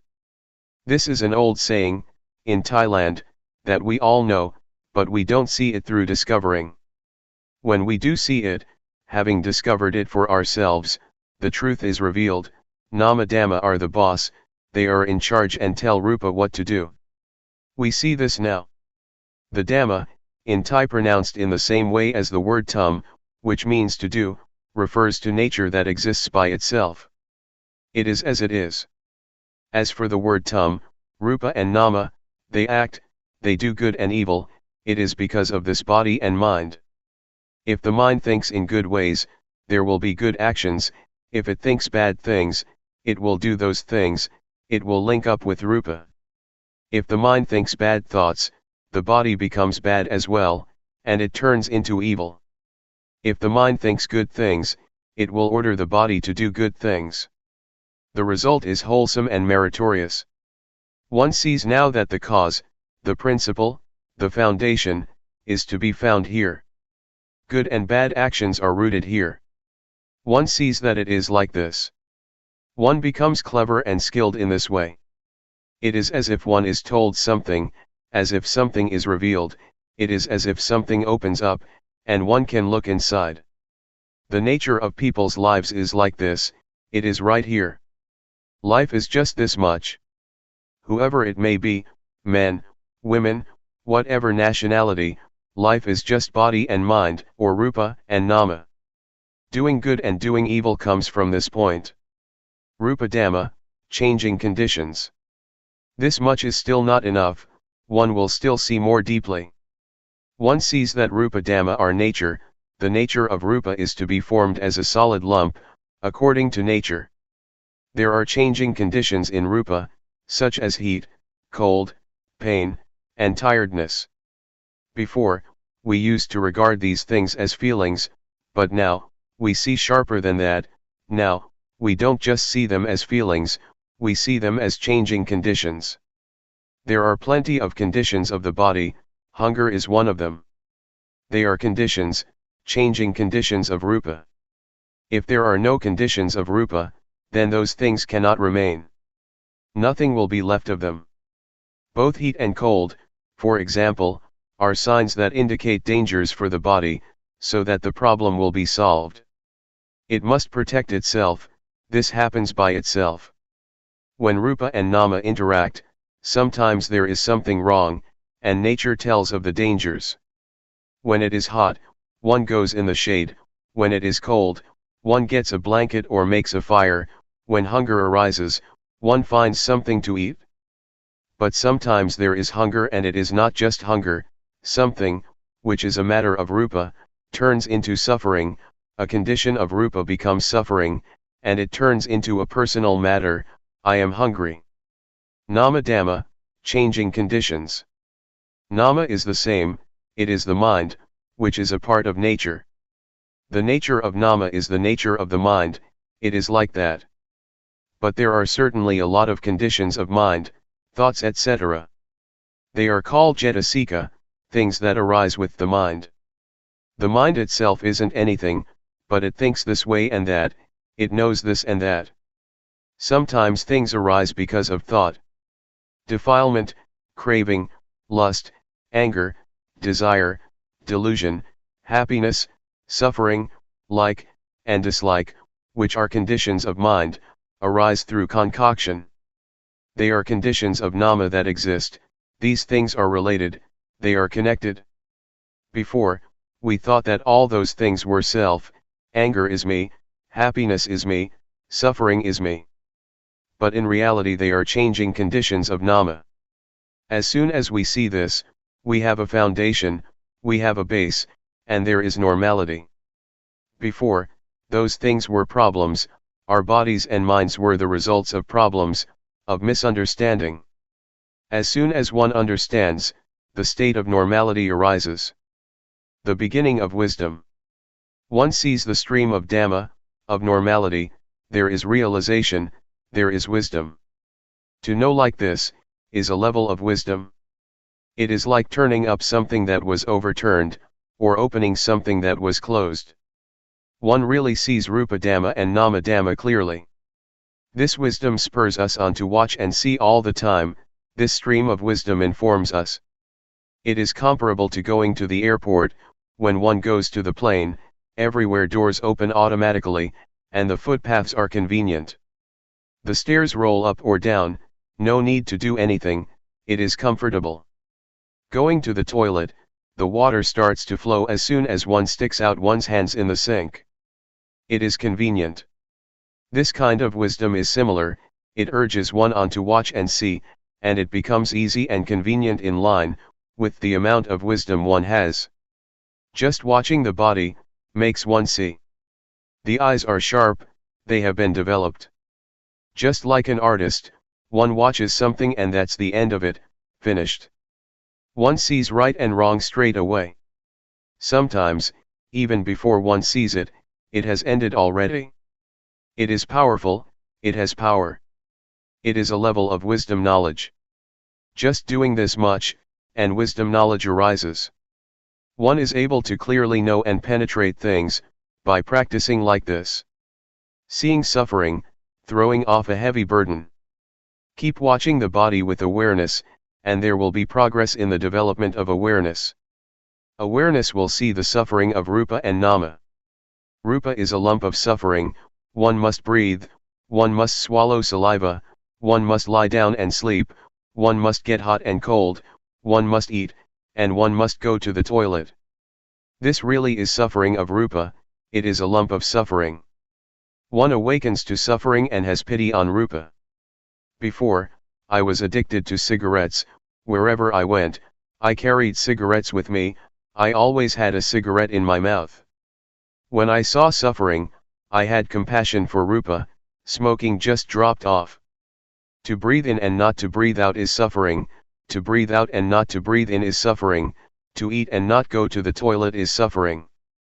This really is the suffering of Rupa. How could one add more on top of that, by making it do this and that? The hands can't stay still, they restlessly move about. This makes one see suffering, a lump of suffering. I felt so sorry for Rupa that tears flowed. How did it manage to survive through these last 30 years? Before, I really didn't know all this. On seeing like this, some parts of suffering just dropped off. It is like shaking a fruit tree, a lot of fruits will fall down easily, but others don't come down, one has to pick them or use a long pole. There was still suffering, comparable to being in debt $100, and one has already paid off $70 to $80. Or compare it to carrying a weight of 100 kilograms, and one loses at least 70 kilo. The parts of suffering that dropped off really had an effect, it really was the stream of liberation from suffering. Concord between Rupa and Nama. This kind of wisdom sees Rupa and Nama, it sees the suffering of Rupa and Nama. The suffering of Nama is to think and feel sad. It refers to worry and anxiety. The suffering of Rupa is similar to that of Nama. I didn't know this before, I used to take on suffering, the more I would grasp onto it. Suffering would stay with me the whole day, sometimes a few days. I would create it with thought, I would think to myself, he insulted me, he always does that, I'm not going to give in, and so on. These kinds of thoughts are like rubbish, they are stains in the body and the mind. They are the results of information, that is not to one's liking. Nama is not being used properly. The results are no good. Nama acknowledges wrong information. It is comparable to a second-hand car, that is full of dents made by collisions. In the mind, there are stains of love, of hate, of happiness, of suffering, of getting, and of losing. There only seem to be stains and marks. As soon as I saw the suffering of Nama, I felt compassion. I saw with wisdom that I wasn't using the mind in the right way. There is a poisonous snake in the mind that makes trouble for the body, and the body creates trouble for the mind. But when awareness arises, there is concord, there is a sense of neutrality between them. Actually, a lot of harmony arises between body and mind. Body and mind no longer oppress each other, there are no more problems. Now, I know. There is realization. I see the suffering of Rupa and Nama, and the next stage is to see the disease of Rupa and Nama. The disease of Rupa refers to sickness, pain, fevers, and dangers of the body. The disease of Nama refers to impurities of the mind, craving, etc., that defile the mind and make it dirty.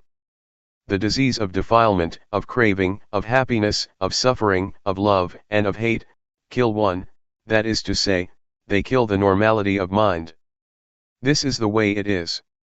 When I saw things like this, it was as if I was cured from a disease, just as if I went to the doctor with a stomachache, and took medicine for it. It really was like that. Seeing like this made me overcome and be liberated from problems. Knowing Rupa and Nama acting, religion is the individual.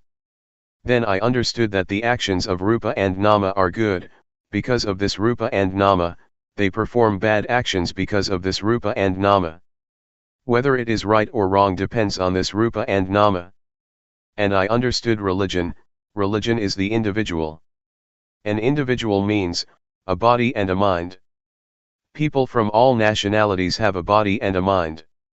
Religion is the person.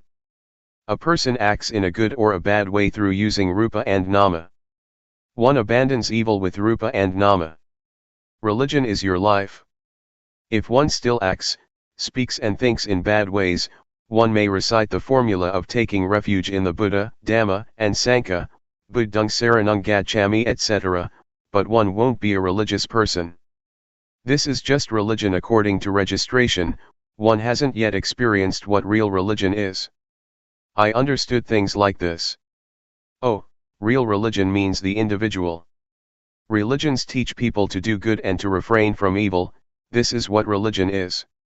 Knowledge enters into this, it is like a stream. One keeps reviewing things, such as Rupa Dhamma and Nama Dhamma. One sees the conditions of Rupa and Nama, whatever arises with Rupa, is a condition of Rupa, whatever arises with Nama, is a condition of Nama. They are not permanent, they are rubbish. Before, I grasped them, grabbed hold of them, I clung to conditions as being self, heat was self, cold was self, hunger was self. Before, I took those things and made them into a problem, I made all those things into suffering. Actually, it is good to be hungry, one should be thankful to hunger. Heat is the same and so is cold. If there was no hunger, things would become impossible, one would die. Before, I took it to be suffering, but when I knew like this, I felt grateful. This is not a matter to suffer over, it is just as it is. One sees the conditions of nama in the same way. Anger and suffering are things to throw out. Seeing the three characteristics, one sees that those things are not permanent. One sees the three characteristics. Seeing the three characteristics is like having a magic eye. The magic eye arises, and the three characteristics appear like a garbage bin. The conditions of rupa and nama are like rubbish that one throws in the rubbish bin. This is the way it is. If you don't see this yet, then remember this, so that you will be able to use it when the time comes. When there is anger, then regard anger as impermanent. Likewise with suffering, suffering in the mind is not permanent. Throw them in the rubbish bin. Deposit them with the three characteristics, hand them over to the three characteristics. Before, there was lots of rubbish all over the place. It was the result of the past, it was second-hand stuff. When one throws these things away, it becomes cleaned up. On seeing what religion is, it is like being liberated from this mess. All this accumulated stuff gradually drops off. This is really the way it is. One sees that religion is the individual, and one sees that the three characteristics are not just concepts in a book, one sees them in the body and the mind. The three characteristics are not mere words, one can't explain them. The words to see, point to actually seeing things that really exist. On seeing, one is liberated. It is similar to having a shower, one becomes really clean and pure. How do you feel when you haven't had a shower yet? It feels sticky and messy, doesn't it? But when we've had a shower, dry ourselves and we put on new, clean clothes, we feel clean, light, and pure. We experience what it is like to be clean. This is what it's like. Convention, conventional norms. Let me entrust the Dhamma to my friends. Really practice and purify yourself. Keep seeing, keep watching. I don't mean watching with the eyes. Keep practicing with the movements of the body. We do walking meditation and the rhythmic meditation. We keep knowing, we keep watching. We have to practice with the body and the mind in order to see religion. We continuously watch and we will see, things will reveal themselves. It is as if a door opens for us and we can see. One sees convention, conventional norms. There is both physical and mental convention. Material things, fields, wife, husband, and children and so on, are material objects, solid things. This kind of convention, we might call, true according to convention. Mental convention is thought that gives value to things, as good, not good, likable, not likable, etc. We assume things, to be like this or that, and we take convention too serious. The world is full of convention. We live in convention. Our whole life is convention. Fame and titles, material objects, possessions, houses, and whatever it may be, it is convention. We assume this and feel brave, we assume that and we are afraid, we even get angry because of convention. It is a big mess. There is so much of this convention. Objective matter, ultimate meaning, and changing conditions. There is what can be called objective matter, ultimate meaning, paramatha, and changing conditions. In and outside of oneself. Trees, mountains, the earth, the sky, and the weather, are examples of the external. We create them through convention. Originally, they are just nature, and then we go and assume them to be this and that. Internally, there are suppositions of flesh, skin, hair, and so on. The eye, ear, nose, tongue, body, mind, and their interactions with form, sound, smell, taste, etc., are a kind of objective matter. Both internally and externally, there is objective matter, ultimate meaning, and changing conditions. Many of them are connected with living beings and their lives, the world is full of them. This is what one realizes and comes to know, one understands and sees convention. Before, I depended on thought to create magical verses, to create what is good, what is wrong, and I even created merit by using thought. In the past, I created all merit from outside, by thinking, sometimes I would think to get something good from other people, or from material things. I took refuge in external things, such as charms and talisman. I would do good actions and make merit depending on others, thinking that others would be able to give me merit, believing that to do like this and that would be meritorious. It's just thought. It's convention. The various conditions and magical chants are nothing but convention. I didn't know this before, but when I understood convention, all this magical stuff lost its allure. Before, as a magical healer, I used to teach people to depend on me, but now I must look after myself. One does what is good and what is bad by oneself. I don't get lost, convention doesn't fool me anymore. Now, for me, all words, all abuse, is just convention, praise as well as blame. It is convention that people use, but we go and take it serious. When those things are on top of us, they can control our minds. As soon as I understood this, I suddenly felt so light. This knowledge is very expansive, it is like something opening up and seeing the scenery.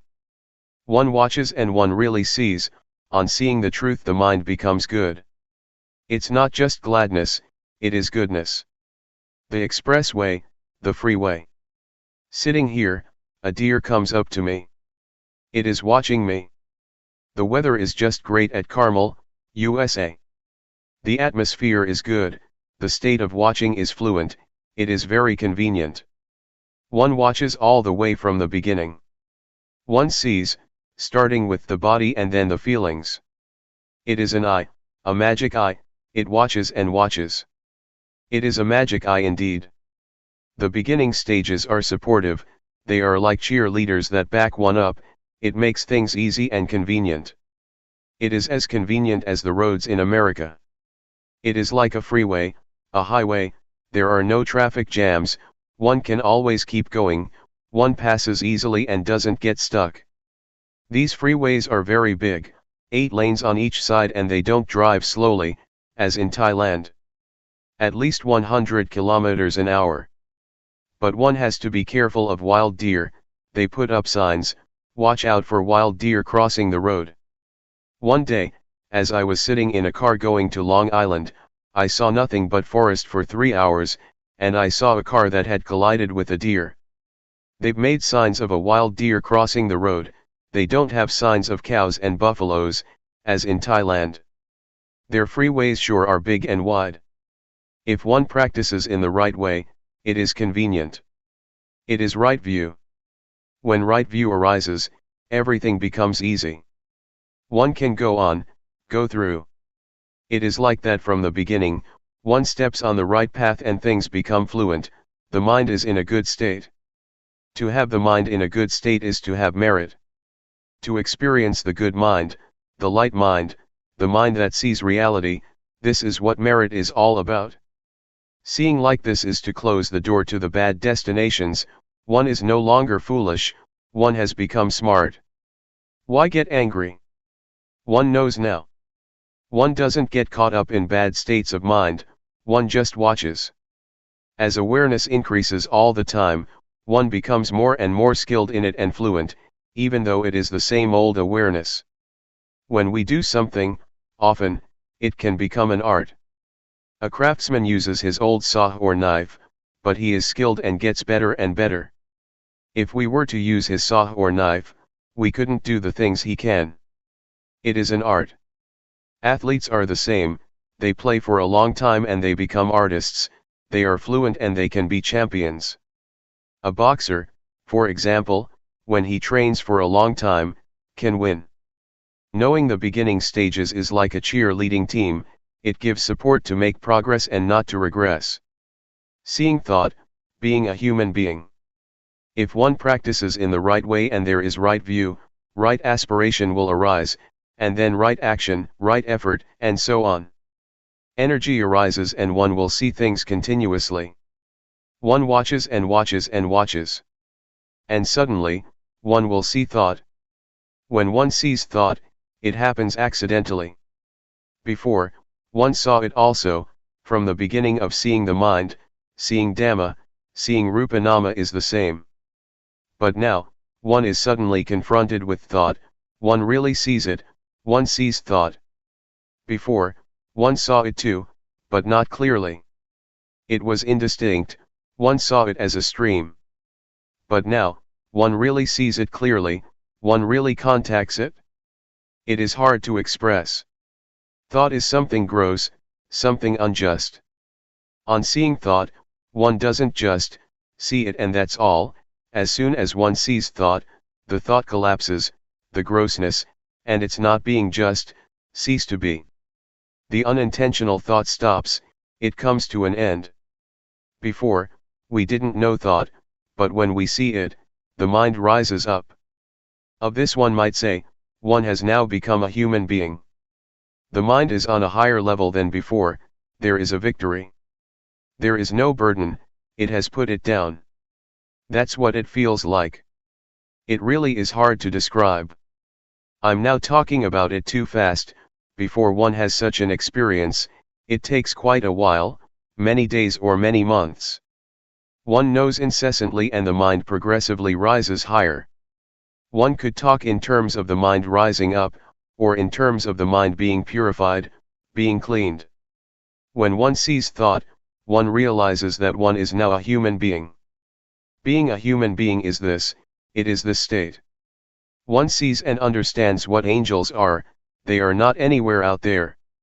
To be an angel is to have a sense of shame of wrongdoing, one can under no circumstances, do, speak, or think evil things. The body, as well as speech and the mind are clean. This is what it means to be an angel. To have a sense of shame to do what is bad, is something that others cannot see. But one sees it oneself. Before, the mind could think whatever it liked, all sorts of crazy and wrong thoughts. But on seeing like this, it is as if there is virtue. One sees what angels are. I used to think that they lived in the sky, and sometimes I called for them to come and help me. Well, these days, angels are supporting me. They praise me. The door to the realm of the hungry ghosts, hell beings, thick-headed demons, and the animal realm has been closed for sure. I can guarantee that I won't get reborn in any of those realms. Now, the mind is as high as the mind of an angel, a Brahma god or a divine being. Oh, a human being is like this. The Buddha said that to be born as a human being is a great gain, it is an excellent thing. Integrated virtue, knowing the path to follow. One can stand on one's own feet at this point. There is virtue now. Once there is virtue, one knows. It is the training in virtue. It is integrated virtue, the kind of virtue that goes in the direction of the paths and fruits of practice. One may as well say that there is virtue, firmness of mind and wisdom. Virtue helps, gives more energy, the power of virtue, firmness of mind and wisdom help even more. One sees and understands the path.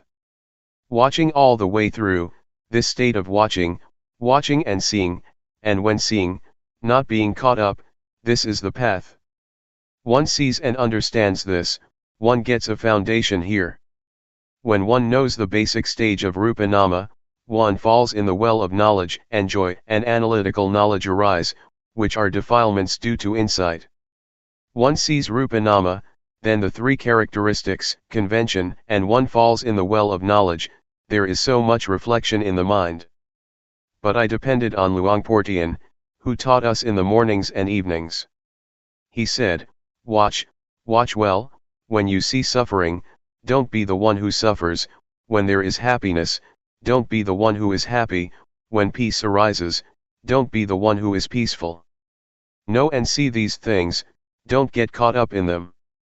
I got a good foundation from the beginning, it supported me. It's like a young student that goes to a good school, he or she gets support and is able to learn well. I saw the path, it has been the path all along. This path aided me to go to higher levels, comparable to studying at a high school and then at a university. Sometimes my fellow practitioners at that time said that, they knew Rupanama, but from their actions, behavior, and speech, one could see that it wasn't so. They still quarreled, they still did things without awareness, their minds still concocted things up, and they acted without clarity. This indicated that they didn't know yet. When one reaches this point, of seeing Rupa Nama, how could one think or do like that? Just thinking is already something defiled, and to then speak or act so that one is a burden and quarrels arise, would be impossible. When there is a high level of practice, not just using reasoning and memory, then one sees the path. It is the whole of the practice. One becomes experienced at seeing Rupa Nama, just like the craftsman using his old saw or knife to become an artist. When one is fluent, this is the path, it is the whole of the practice. It is purity, that is to say the state of watching and seeing, and on seeing not being caught up. This is purity, it is the highest virtue, the highest firmness of mind and the highest wisdom. The aggregates of sila, samadhi, and panya are close together, so much so that there is nothing that is soiled. One feels clean, like someone who has put on clean clothes. One won't let anything soil one's clean clothes. Stains will be seen clearly because one's clothes are clean, and so dirt and dust can't remain, it will be brushed off immediately. The diamond of the Dhamma, being a noble one. To look inward is a diamond, it really is a diamond. It is the diamond of the Dhamma. I rarely talk about this. Wherever I go, I talk about being the watcher, watching and seeing, and on seeing not to be. This is the direct way to destroy identification with conditions. This is the diamond that melts down or drills a hole in the fetters. How can the ego remain? Self-view is about the ego, and so is attachment to precepts and practices, the first two of the fetters. The state of watching and seeing, and having seen not being, is very swift. If you don't have any knowledge, then know this matter first and practice with it, it is a shortcut. The way I see it is that, this is putting one on the right track. Just catch on to this. Don't be foolish and get lost, see. And on seeing, don't go and get caught up with what you see. Just pass by, keep passing things. This is the freeway. This is the path. It is the most convenient for practicing, one doesn't waste time, doesn't get stuck or hooked. Don't sit with closed eyes, that's crazy. See what's there. Happiness and peace, for example, see it and pass on. Those fetters are unable to stay. The first three fetters just fall apart. And one really becomes a noble individual. This is the exalted mind, the good mind. At this point, one can know for sure, without a shadow of a doubt, that one is a noble one. Being a noble one happens at this point. The door of the good Dhamma is right here. The state of watching, seeing, and not being is the door to the truth. The noble Sankhya arises at this point. This is not being a noble one through convention, it is more than just reciting the words of the ordination procedure, that is convention. Being a monk is real in the conventional sense, but being a noble one arises at this point. The point of destroying the fetters and the ego. This realization is for the extinguishing of suffering, or the taming of defilement, it brings about coolness, one doesn't cause any trouble or danger, neither for oneself nor for others. Impurities are melted down and digested. There is no more me and mine. This is due to the power of the knowledge from the beginning stages upwards, seeing the three characteristics, convention and suffering. That knowledge is a powerful support to make progress in a dignified and bold manner. Whether it is the 3, 5, or 10 fetters, they all fall apart. There is an enormous energy that causes one to penetrate through. It is the aggregate of sila, samadhi, and panya, it is supreme virtue, supreme firmness of mind and supreme wisdom. It is complete purity, the body doesn't do anything bad, speech doesn't say anything bad, and the mind doesn't think anything bad. It is purity, it is the whole of the Buddhist way of life. Knowing jhana and jnana. The cankers of sensuality, being and not knowing, which are part of one's character, drop off, as well as defilements such as foolishness, anger, desire, delusion, and belief in all sorts of rites and rituals. They drop off by themselves, one doesn't do anything with them.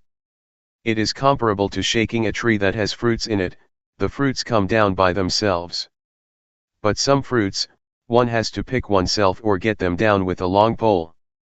This state is like the simile that Luangpor Teean gave of the leech.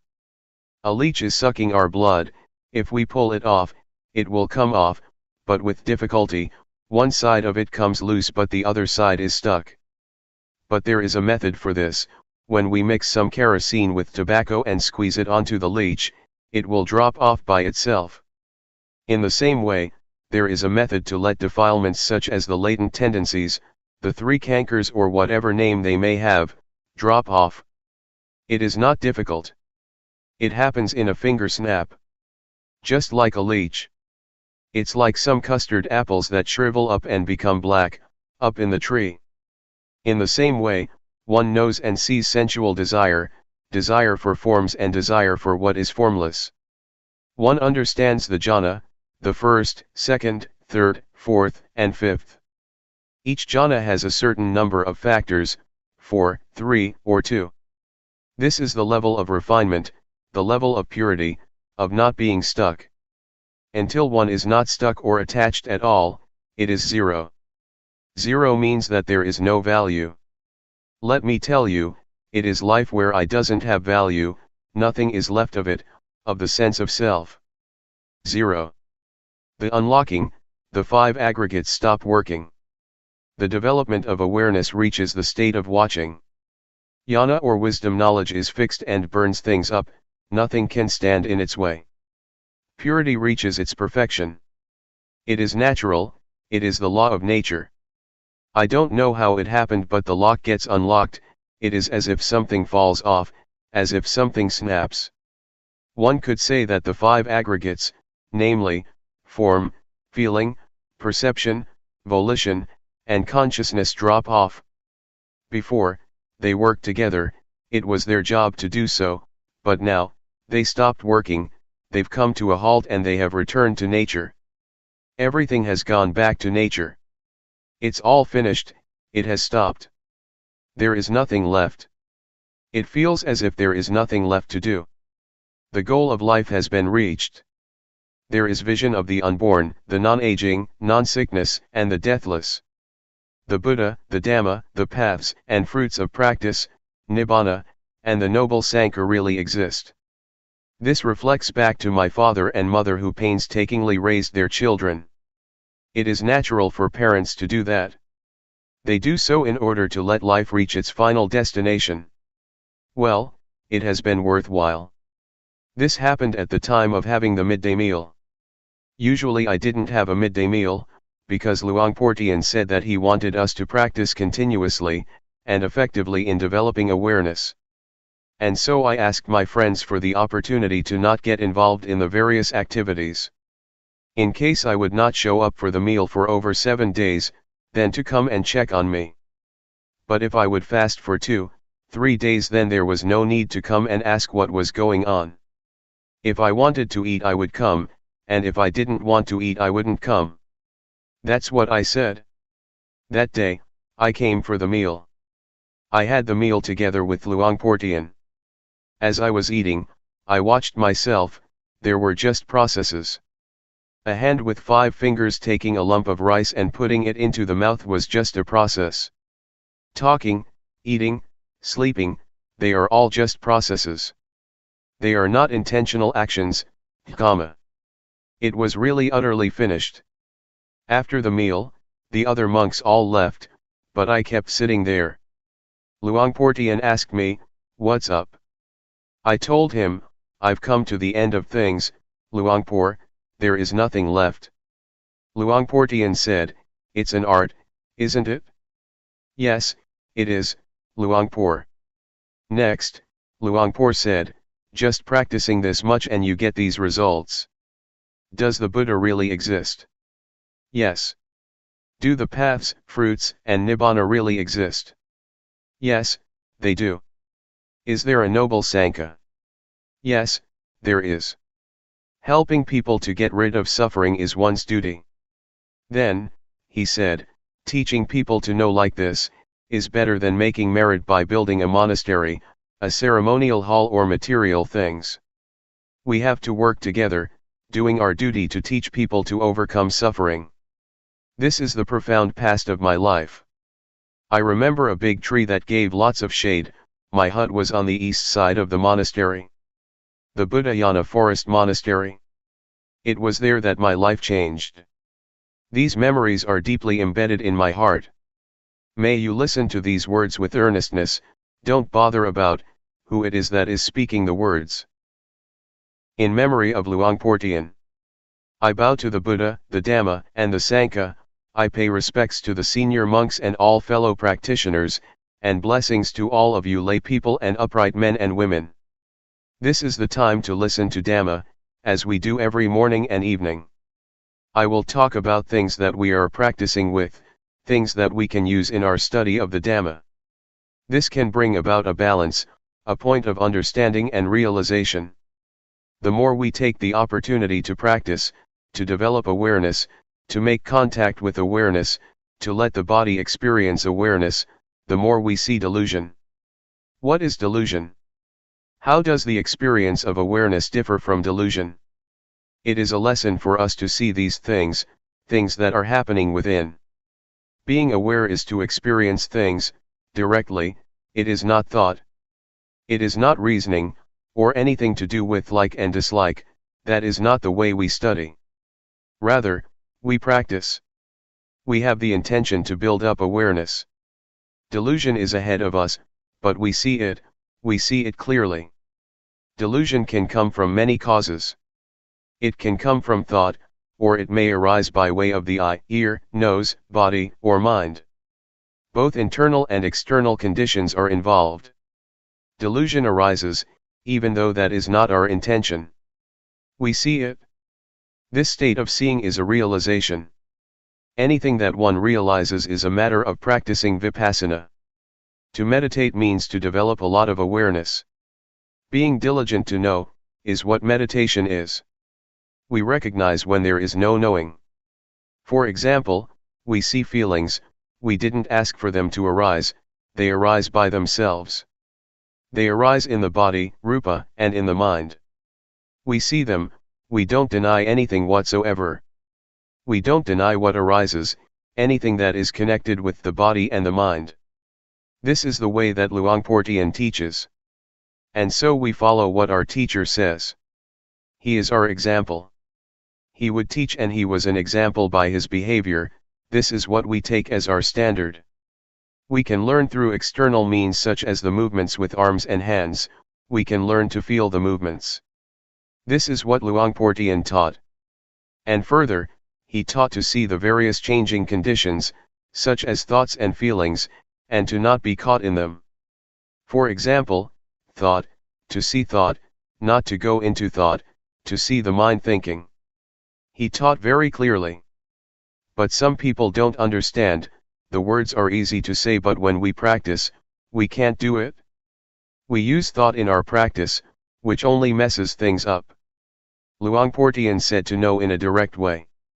See thought, don't be tangled up in thought. That is the right way. And having seen it, we return to awareness of the body. We should take an interest in the movements of the body, just doing that much can put a stop to thought. It's easy. What makes things difficult is that we go and mess with thought. Whatever arises in the body or the mind, it is our duty to be the watcher. The function of awareness is to watch, not to deny anything. There are many things to watch, so we shouldn't get carried away with things. Somebody who practices according to Luangpor Teean's method of being aware of bodily movements, is one who has steadiness and clarity within. To make a mess by thinking a lot, using reasoning, figuring out what is right and wrong, and following one's likes and dislike, is not the way. Practice directly, just be interested in this one thing. Awareness. Fix on the movements. It is not hard to be aware, actually, it's easier than being caught in things. Any sensation in the body will do, and one will be able to catch the feeling of awareness. Make yourself skilled in being aware of the body, it is a training. But make it clear, To know clearly is the first step, do it the right way and see clearly. For example, we put our hands on the knees. We really know that our hands are on the knees. Whoever may say that we don't know, that's their business. Turning up the hand, we know.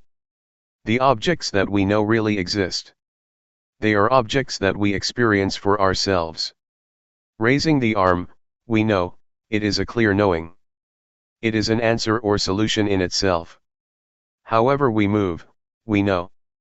Besides this knowing, we see the feelings that arise, crystal clear.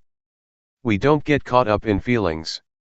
We see the feelings, and that is the solution. Anything that arises in the body or mind, that we see clearly, is a solution in itself. One sees thought, for example, and thought cannot fool one anymore. One sees feeling, and feeling can no longer fool one.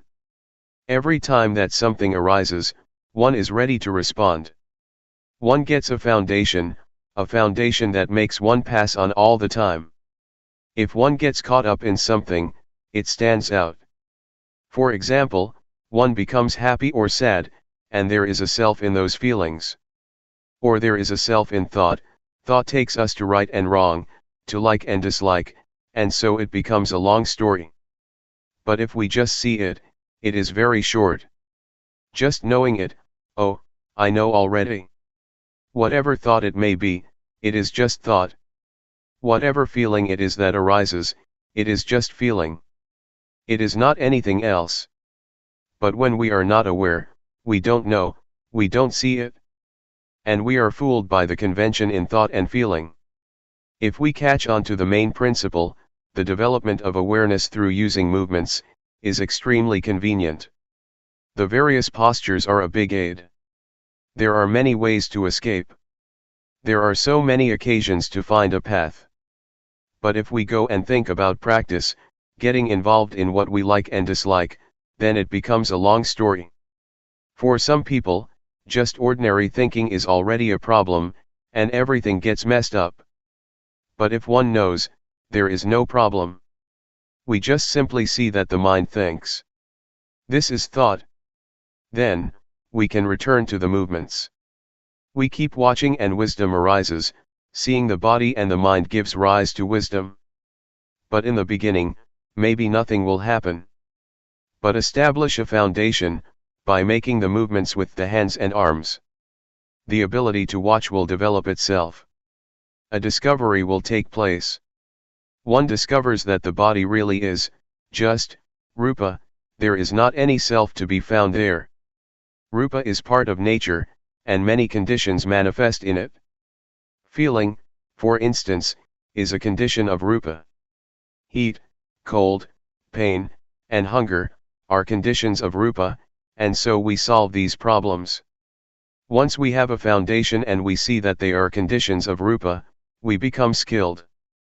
Nothing is concealed for us any longer. The various conditions line up to show us what they are. They reveal themselves. One knows all about rupa now. This is wisdom knowledge, that penetrates all matters that are concerned with rupa. One has discovered all of it. At the moment that these things arise, one is able to solve the problem, one knows now. Whenever feelings arise, it is their business. One understands this now. There is no self in feelings of hot and cold, or in hunger and pain. In short, it's all just feeling. Wisdom knowledge arises, realization, one penetrates the three characteristics of impermanence, valuelessness, and non-selfhood. The result is zero. This means that nothing remains of rupa, there is no more self in rupa, it has all been given back to nature, according to reality. This realization could be called a discovery, a seeing, or one might call it liberation, vimutti.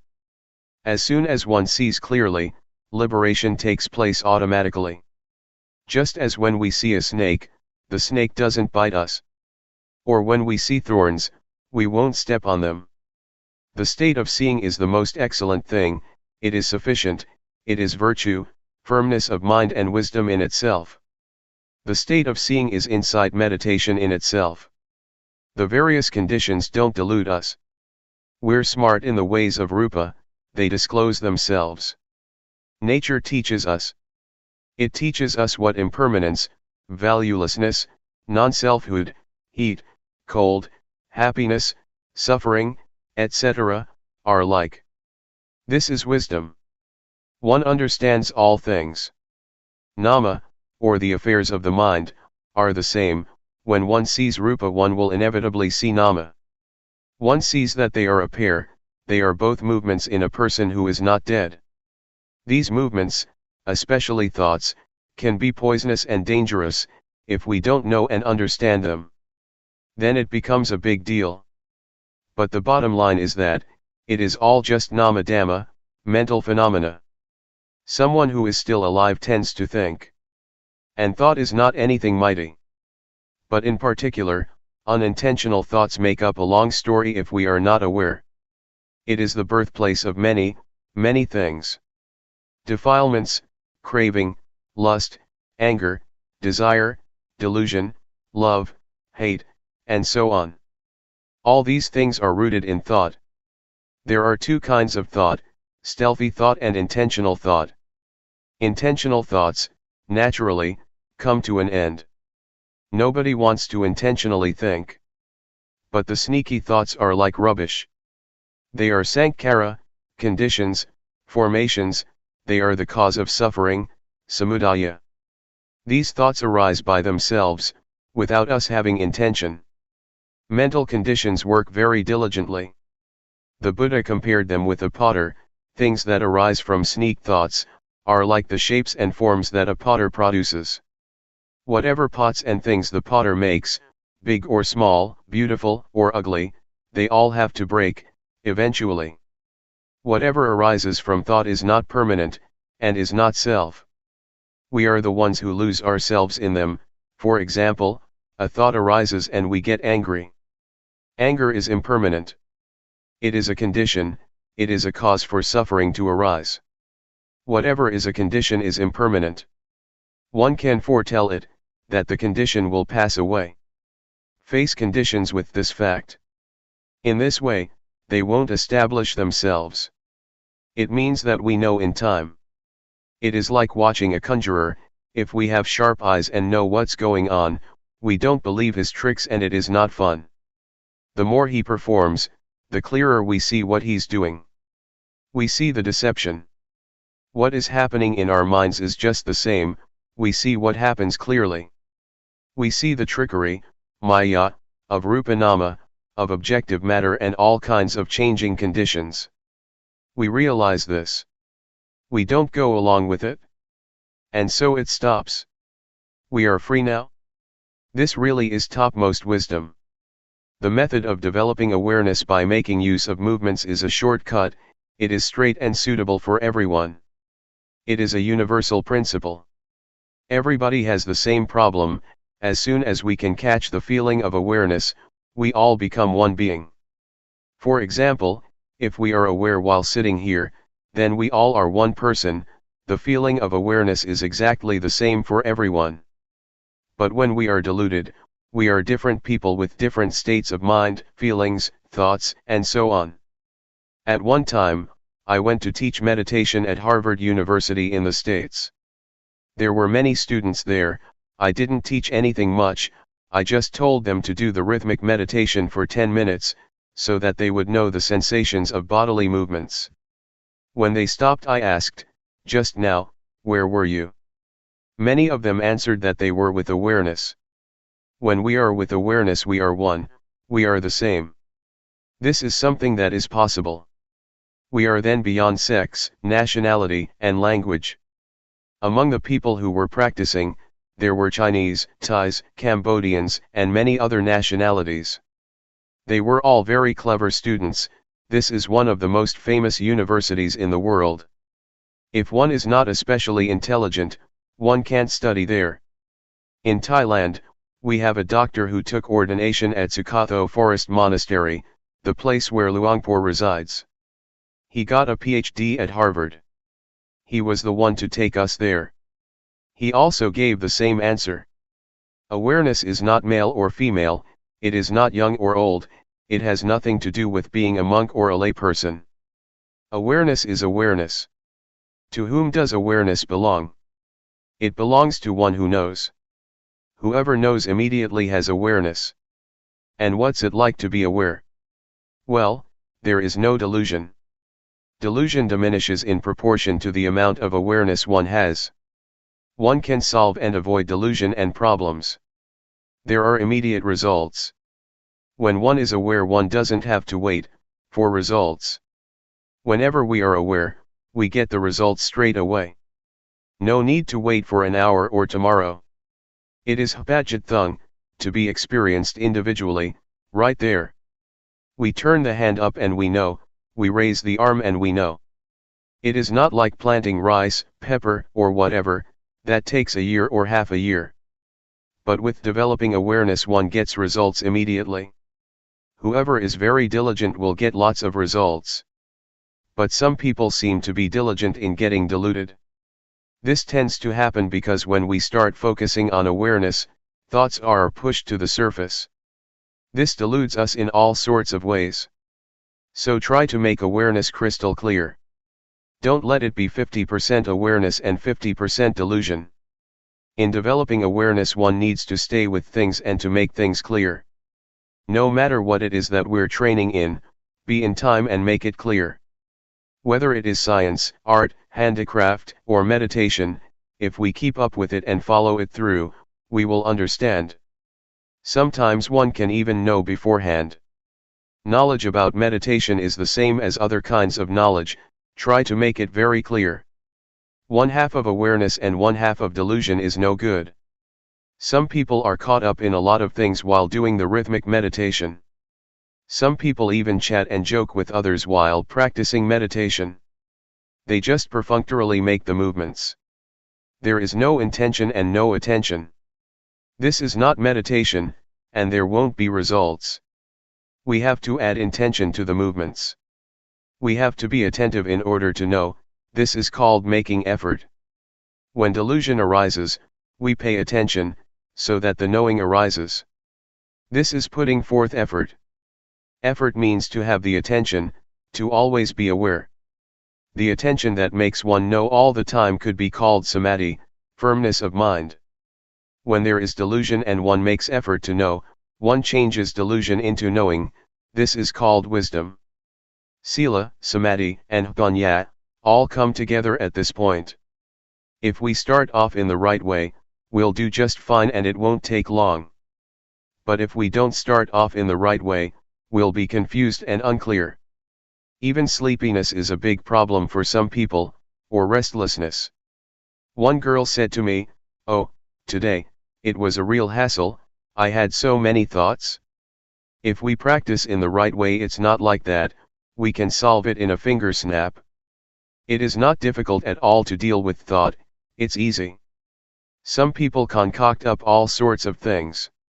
In 1968, there was an old monk doing the rhythmic meditation, at the monastery in Bohome village, Luangpor Teean's home village. There were just the two of us there. Myself, I was walking up and down above him. Every now and then, the sound of shoe slapping someone's head could be heard. I looked down and saw what was going on. I asked him, "What are you doing?" "The mind keeps thinking, I don't know why it's thinking all the time," he said. One's own thoughts are a big problem. To the extent that one beats one's head with one's slippers. For some people, it is as if there is someone in one's head, thinking. Conditions are being concocted into states of mind and feelings of self. There is no end to it. But if we see thought, whack, we can smile inwardly. We see delusion. This is the best lesson there is. This is quite a profound experience, and one kind of feels proud of oneself. Whatever it may be that arises, that is not awareness, all of that is a lesson to us. There is nothing that is wrong. Even sleepiness is the same. Some people won't do anything about it, they immerse in drowsiness and nod in all directions. When they close their eyes, they'll just fall asleep. They are stuck in that state forever. But when we take a good look at sleepiness, there is nothing difficult about it. It really can be solved and overcome. Then there is no more problem. But if we don't know how, and we are unclear, if awareness is not firmly established, it turns into a big thing, sleepiness. It makes one feel exhausted and there just isn't any energy. Sometimes in addition tension and headaches arise. We should try to wake ourselves up. If there is not a sense of being awake, then use different postures and look around you, look at the trees, take a deep breath and make awareness clear.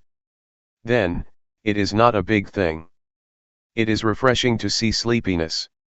When one is caught up in sleepiness, one is lazy. It's the lazy mind that can only think of sleep. Laziness shrouds the mind. It's the stubborn mind, just like a kid that is stubborn. Whatever you tell it to do, it won't do it, it's just stubborn. If we understand this, we are clever and nothing can fool us. Thoughts can't fool us. In this way things become easier.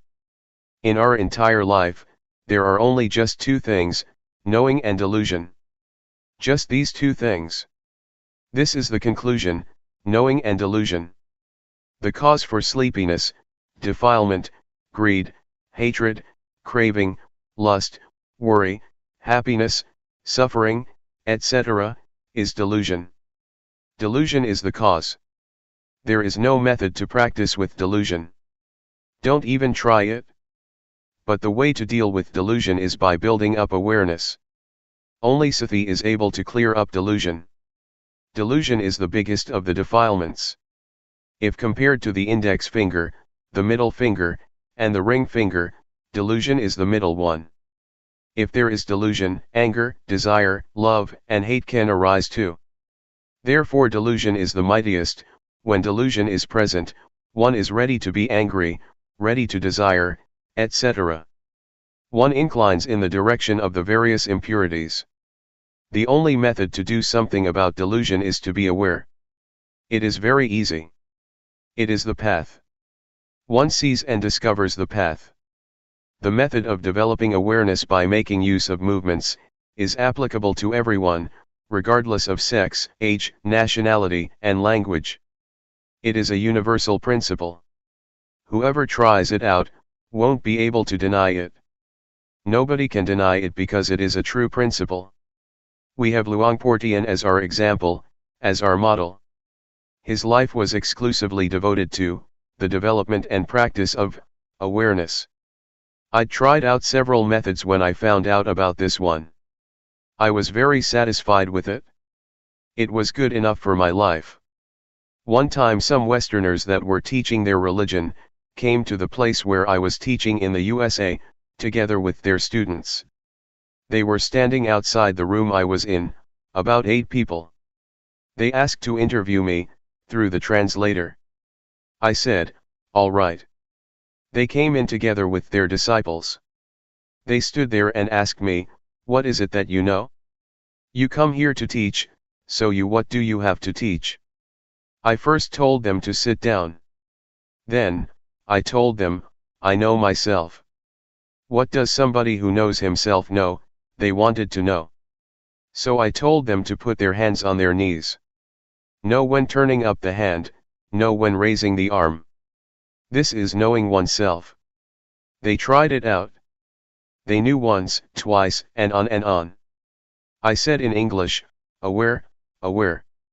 They were satisfied. They confessed that at first they had lots of questions, and had the intention to crush me. But when they experimented like this, they understood. Suppose one knows like this for a whole day, what will happen then? Or 1 month? Do you want to find out? This is what I know, other things I don't know about. You Westerners are able to go to the moon, but that kind of wisdom is worldly wisdom, it is not enlightened wisdom. Enlightened wisdom is to know in this way. They said they would try it out. The next day, one of them brought his father and a chair too. The father was quite old, so he practiced sitting on a chair. This is real stuff. It cannot be denied. We don't have to waste time. This is a true principle of life. Everybody who is sitting here has a body, rupa, we're all the same in this respect. There are feelings, heat, cold, pain, hunger, etc. For example, the condition of the weather in this monastery, we all experience in the same way. It's a little bit cool. The weather here is not the same as in Buriram province, where I was yesterday. It was really hot there, I was sweating all the time. But here it's really nice and cool, refreshing. The cold or hunger, we experience in the same way. Pain, also, is the same for us all. But are we keen-eyed enough to let wisdom arise? All wisdom arises from things connected with Rupa and Nama. Wisdom is to thoroughly understand conditions, Sankhara, the conditions of Rupa and Nama. It is not a matter of knowing external things. That is not the wisdom of the Buddha. The wisdom of the Buddha is to know like this. The wisdom of the Buddha knows about liberation and how to not suffer. No need to mention things like ceremonies and rituals. What is important is to have this kind of knowledge. This is what Luangpor Teean teaches us. Regardless of what kind of person you may be, it is the same for everyone. Awareness is not male or female, and it doesn't matter whether you are a monk or a layperson. It is the same quality of knowing. It is not as if awareness of a monk is one thing, and awareness of a layperson is another. This is the principle of being one, of all life. There are no exceptions. It is not a sect, it doesn't belong to a certain nationality, nor is it connected with any language. It is one and the same for everyone. Nobody can deny that. One shouldn't differentiate between Christianity, Islam, and Buddhism. Or divide people into this and that sect. That's not right. When anybody has this quality of knowing, one immediately experiences the universality of awareness. But when there is delusion, many conditions can arise. One might be somebody's enemy, but when there is the knowing, never mind. The Buddha compared awareness to living with one's parents at home. Whoever is aware, is on one's father's property. One's home is a safe, comfortable, and warm place. When one is deluded, it is as if one is homeless, desolate, and destitute. But the one who knows feels warm, there is nothing arising for him or her, there is no fear, no happiness, no suffering. Life is zero, life is void. There isn't anything. In the end, one takes not having anything as one's refuge. Not having and not being anything. Taking nothing as one's shelter. There is nobody who is happy, there is nobody who suffers, there is just the seeing of these things as conditions. There is just discovering the affairs of the body and mind. But one doesn't identify with those things. One just sees and sees. Speaking in terms of being, one could say that one is the watcher. There are things to be watched all the time. That is to say, for someone who is not dead yet. Inside of us, things appear continuously. And outside of us, also. So we don't have to waste time. We are very fortunate, we have come together in order to practice. This is a good model, we get a good example from our friends here, and we get to hear Dhamma talks, which are a good lesson. Practicing here, we get experience. We listen and we practice. This is just perfect. Don't think that I'm special, I don't have any knowledge, I just know myself. I don't know about other people. But I succeed in escaping from suffering. My birth as a human being has not been wasted. No matter how long life may last for, there won't be any problem. I stay right here, watching. Being the one who sees and watches continuously. What arises is seen all the time. I have talked about things that can be verified, it is not talk about things up in the sky. These things can be proven to be true, they can be experienced by all of you. This is the truth, this is reality. This is really studying life. Liberation is to be found right here. The method of practice is like this. We are all able to practice, without exception. I have the opportunity to meet with you, and be your spiritual friend. I don't keep still, I go from here to there. I just went to talk to students who are addicted to drugs in Buriram province. The Ministry of Education checked and found out about this drugs problem, and tries to take care of it, relying on the monastic community. So I went over to help out. It is a good thing, they are determined to practice. This practice is real. Don't go and doubt about it.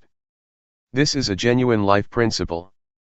The foundation of religion, of the overcoming of suffering, of liberation, is right here. It is to be found in every rupa and nama, i.e. in every one of us. Everybody has determination and purity of mind, the mind inclines to the right direction. May that determination and purity be the power for you, to meet the truth, Satjadhamma, that is to say the state beyond birth, aging, sickness, and death. May you all discover that in this lifetime. Dhammaroot. Throughout the time that we spend together here, may you determine to train yourself, depending on the postures of walking meditation, and rhythmic meditation while sitting. Move your hands and arms as has been instructed, and see and be aware of getting up, walking, sitting, and other movements of the body in the various postures. Fix on awareness, build up awareness and stay with awareness a lot. Be aware when your mind thinks of this and that and goes to other objects, because it will abandon the watching and seeing of the present, existing posture. Know how to put down thoughts and moods, pull yourself away, and come back to watch and see the movements of the body. Train yourself to be skilled at this point. Establish awareness properly. Take this way of practicing to be your work, depending on this body as the base. See rupa moving and see nama moving. These actions, of body and mind, are kamma, intentional.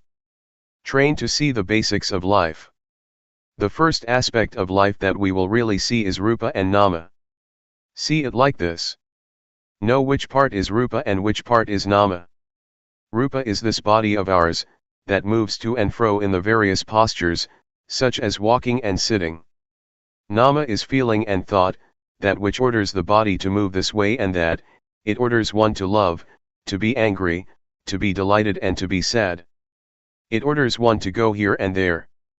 All of that is the state of nama. All of it is a movement of the mind. This is called nama acting. In reality, to get to see rupa nama and to be able to differentiate between them, takes rather a long time. This is because our minds are used to thinking, they are used to being carried away by moods. Whatever object arises, completely takes one in, a thought of anger arises and one becomes angry, whatever one indulges in, one gets overwhelmed by. But as soon as we fix on being within limits and establish awareness, those moods that used to be so powerful, now express a reaction. Some people do walking meditation for a little while and get sleepy. Some people practice the rhythmic meditation and become restless, their minds go all over the place. They struggle hard and feel uncomfortable, burdened, they have headaches and tight feelings in the chest. There are these troublesome things that come up all the time, they are obstacles. Understand this to be ordinary. Don't be annoyed, uncomfortable and burdened by those various manifestations. Establish awareness, hold on to awareness well. Whatever states or conditions arise during the practice of meditation, recognize them, see them. Have crystal clear awareness. Recollect what your main duty is. It is to cultivate awareness, and to see the body as it is moving in its present posture. This is the foundation. As for thought or any moods that come to interfere, regard that as ordinary, take that to be objects that change according to the habits of the mind, that hasn't yet been trained. All right, when it arises, but our main duty is to establish sati. Be aware, arouse awareness in order to see the body, always see the states, conditions, and whereabouts of the body, as it is moving about as clearly as possible. Know how to put down thoughts and moods that are, continuously, changing, don't let them be obstacles. This point right here, might be a big issue for some, and not a big deal for others.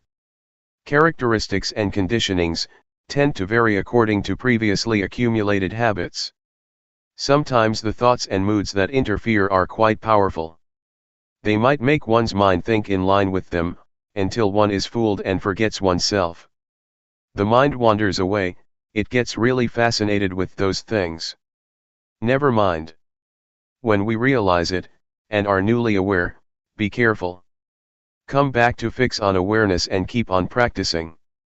The state of the mind wandering off and lacking awareness, the mind feeling uncomfortable and burdened, arises a lot when we first set out to train ourselves to develop awareness. It is the same for everyone. Because, originally, we are used to thinking all sorts of things according to our own untrained minds.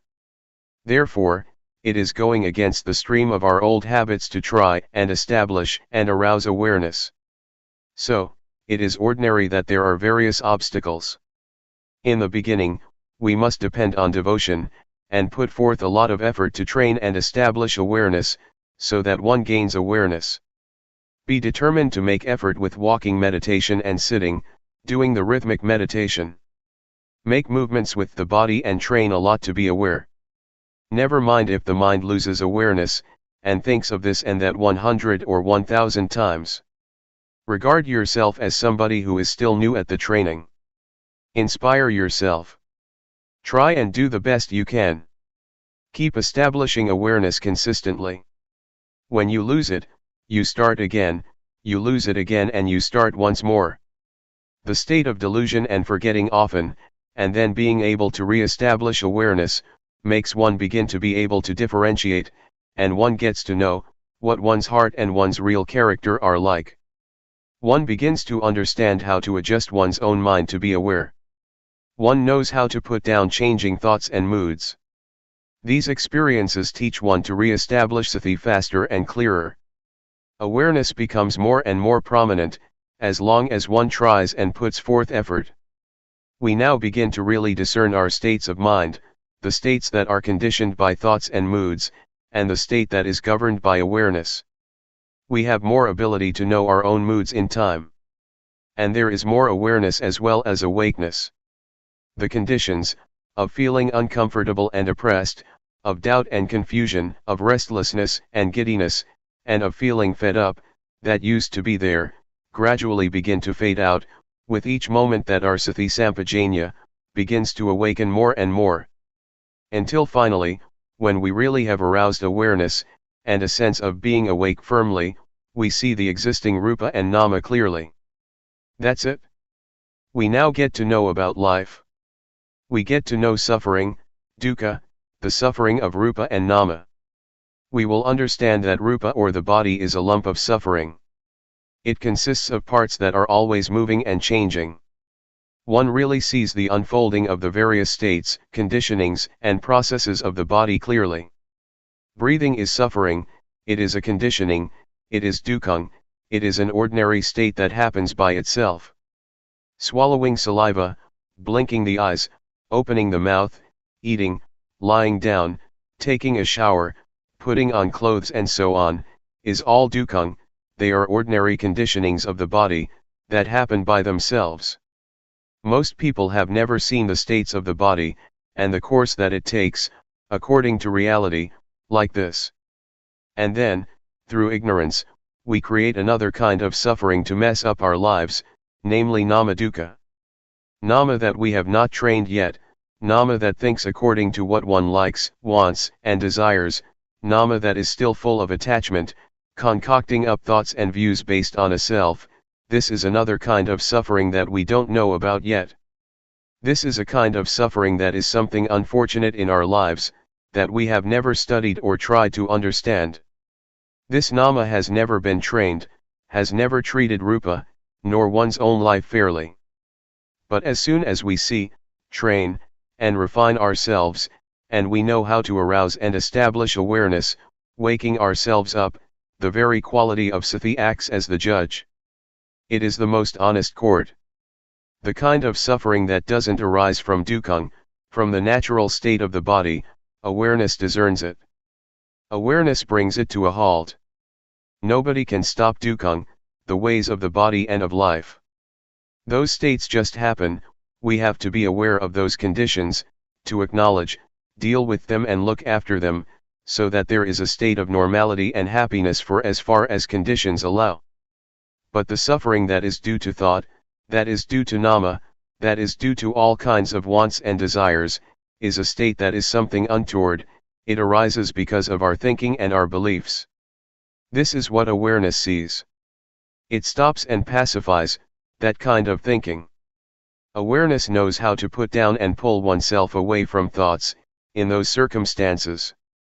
Awareness really acts as the judge, because when one is aware and awakened, it really treats rupa and nama, and one's mind, fairly.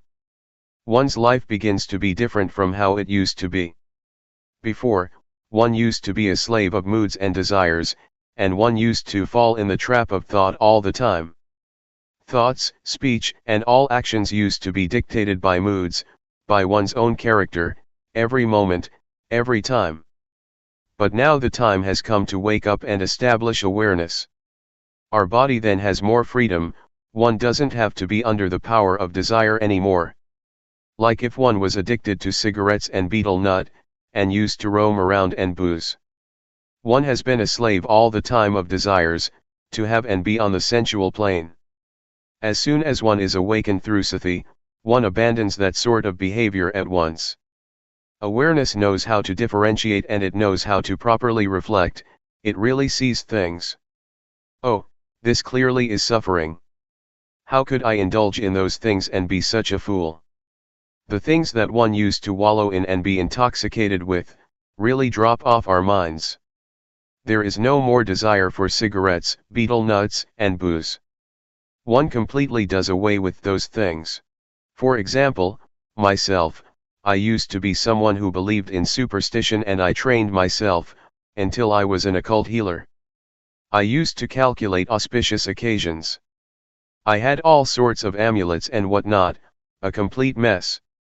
Before I could go to sleep, I had to recite all kinds of verses and chants. My room was full with sacred and holy objects. Flowers, incense, blessed water, and so on. I used to chant incantations for at least an hour. Whenever I traveled somewhere, I had to figure out the omens. What time to set out, in what direction, etc. Going to the forest, I first protected myself from fierce animals with spells. There was really a lot of stuff. And then I met Luangpor Teean. I trained to develop awareness with him at the Buddhayana forest, Loi province, in 1966. For a full month I trained and strove, before I was able to establish awareness and arouse a state of being awake. The various things that I used to think about, believed in, and practiced by way of different ceremonies dropped off. They really dropped off me. Sati was crystal clear, and I realized, oh, it really is because of thought, and my own firm belief that I indulged in those kind of views for many years. I was really going over the top at that time. Now I knew how to be aware, how to train and strive, doing walking meditation and rhythmic meditation. I practiced in the same way as you are doing here now. I trained in awareness, I trained and trained. From being carried away through thoughts and moods, I gradually became more aware and awake. Awareness became more clear by itself. After there had been an upsurge of being aware and awake, I felt that my life had revived and strengthened. It was really more dynamic.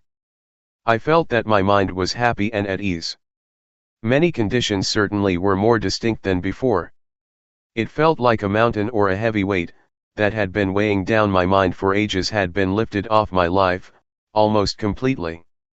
I understood what old people meant when they said, heaven is in the heart, hell is in your own mind.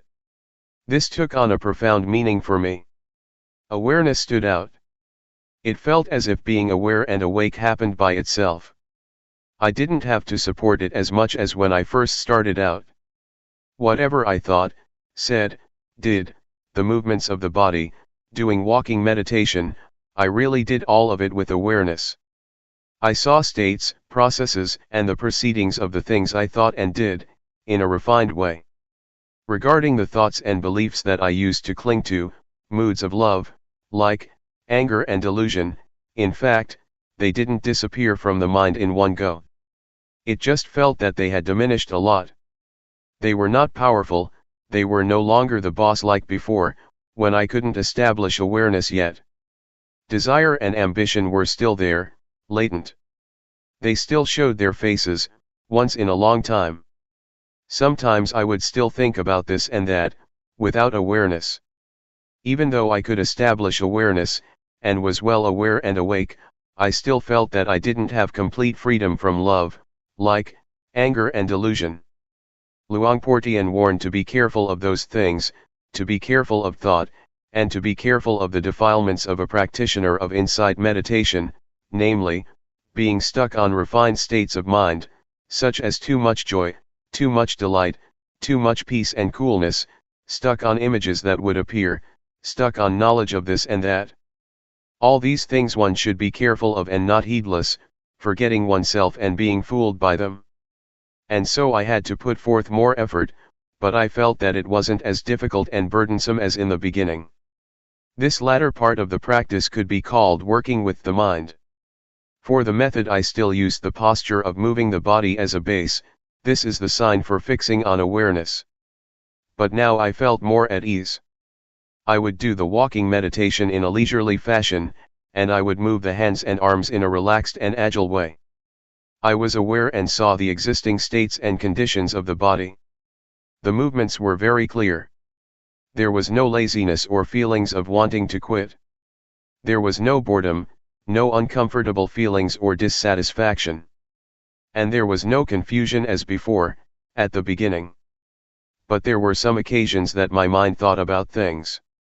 It would reflect and analyze certain matters. These states would arise on their own. This would complicate things. Some of the things that I would think about I felt were important. For example, I would explain the Dhamma, in my mind, to someone I cared for, such as my friends or my family. Sometimes I would investigate and try to find an answer to a Dhamma question. I felt that each matter that I reflected on was important.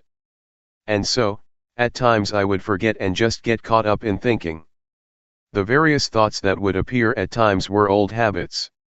They were cankers flowing outward, asava, they were manifestations of views and opinions, they were thoughts and beliefs in various forms of myself. They would spring up sometimes. Therefore, during the time that one is working with the mind, and one sees the states of mind, and one's own thinking, one really needs to be aware and awake and to be able to establish awareness. One has a perspective. No matter what one is thinking about, and no matter how important it may seem, always be aware clearly and see those conditions arising. When one is careless and thoughts come up, and even when one starts to think, see it and know it in time. But don't be careless and get mixed up in thinking, and let it turn into an issue, to the point one completely forgets oneself. We must take awareness as our perspective. Awareness should always stand out. Then, one can really let go and put down those images, without grasping or paying attention to them. Always come back to being aware. Regardless of how powerful, delightful, or awful thoughts may be, establish awareness and make it into a foundation. When thoughts arise, let them be there, but, see their characteristics. Just be clearly aware and don't get mixed up with thought. Neither encourage nor obstruct thoughts. Do it like this. Hold on to this principle. It won't be long and those thoughts will stop on their own. They will fade and disappear by themselves. They will turn into rising images. Just watch, see, and know their temporary rising and passing. In the end, awareness will still be as stable and prominent as it originally was. Actually, the method here is the same as when we first trained to establish awareness. The only difference is that, in the beginning of our training in the development of awareness, we put emphasis on establishing awareness, on breaking through the encirclement of the various objects, and so we give emphasis to focusing on the movements of the body.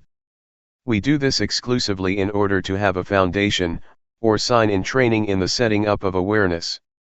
We create awareness because in the beginning of our training, states of mind and mood still have power.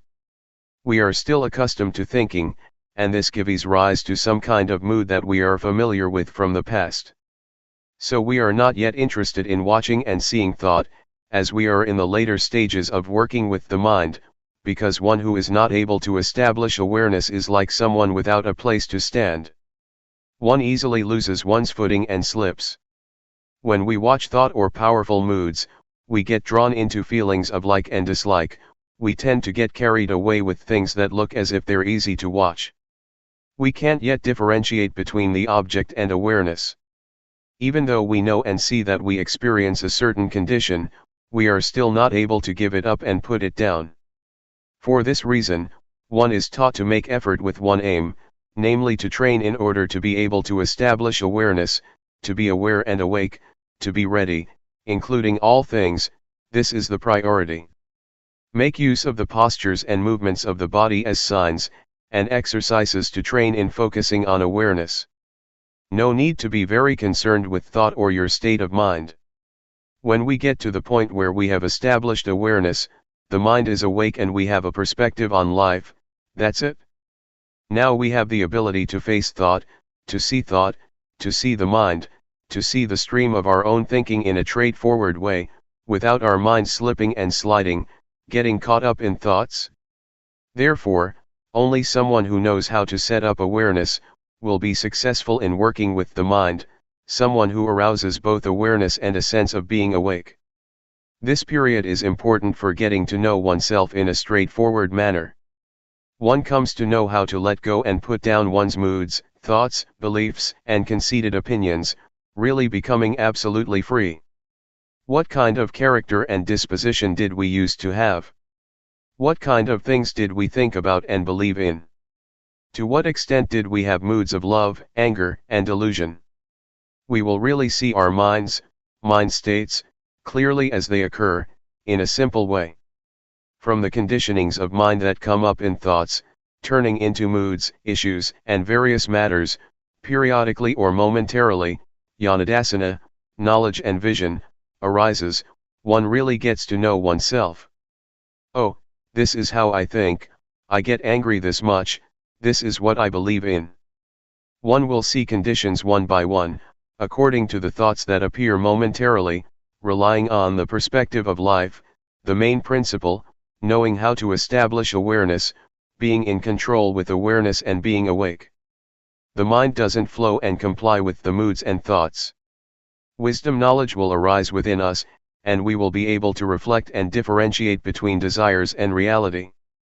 We will know how to let go, we will know how to put down thoughts, put down delusion, put down images and moods that proliferate.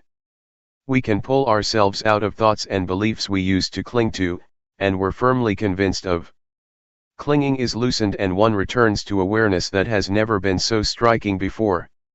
Views and opinions of all sorts get demolished more and more, one after the other. And in the end our minds are made smooth. Our minds don't go back to creating suffering and problems through concoction anymore. It has all been demolished. Proliferating thoughts, sankhara, that used to be so powerful and used to create heavy suffering in our lives and our families, are finally done with, their poison is really gone. Life is smooth.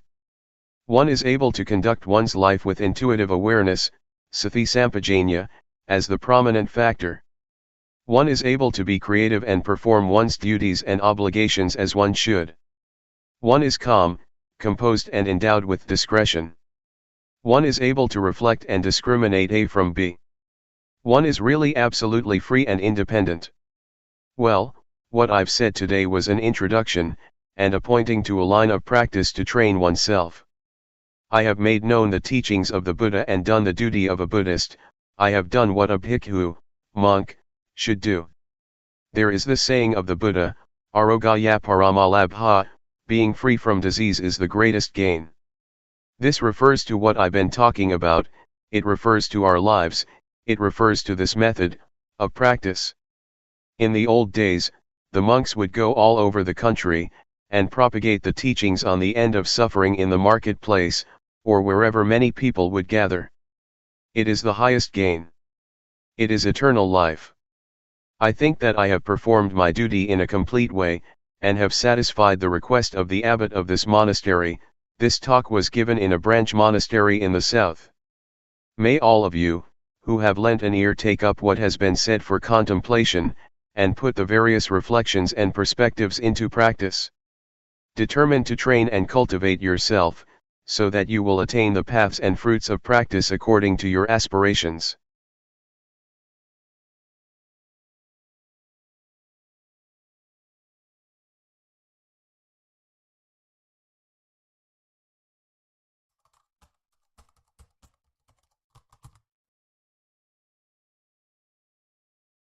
May all beings be at ease, whatever living beings there may be, whether they are weak or strong, omitting none, the great or the mighty, medium, short or small, the seen and the unseen,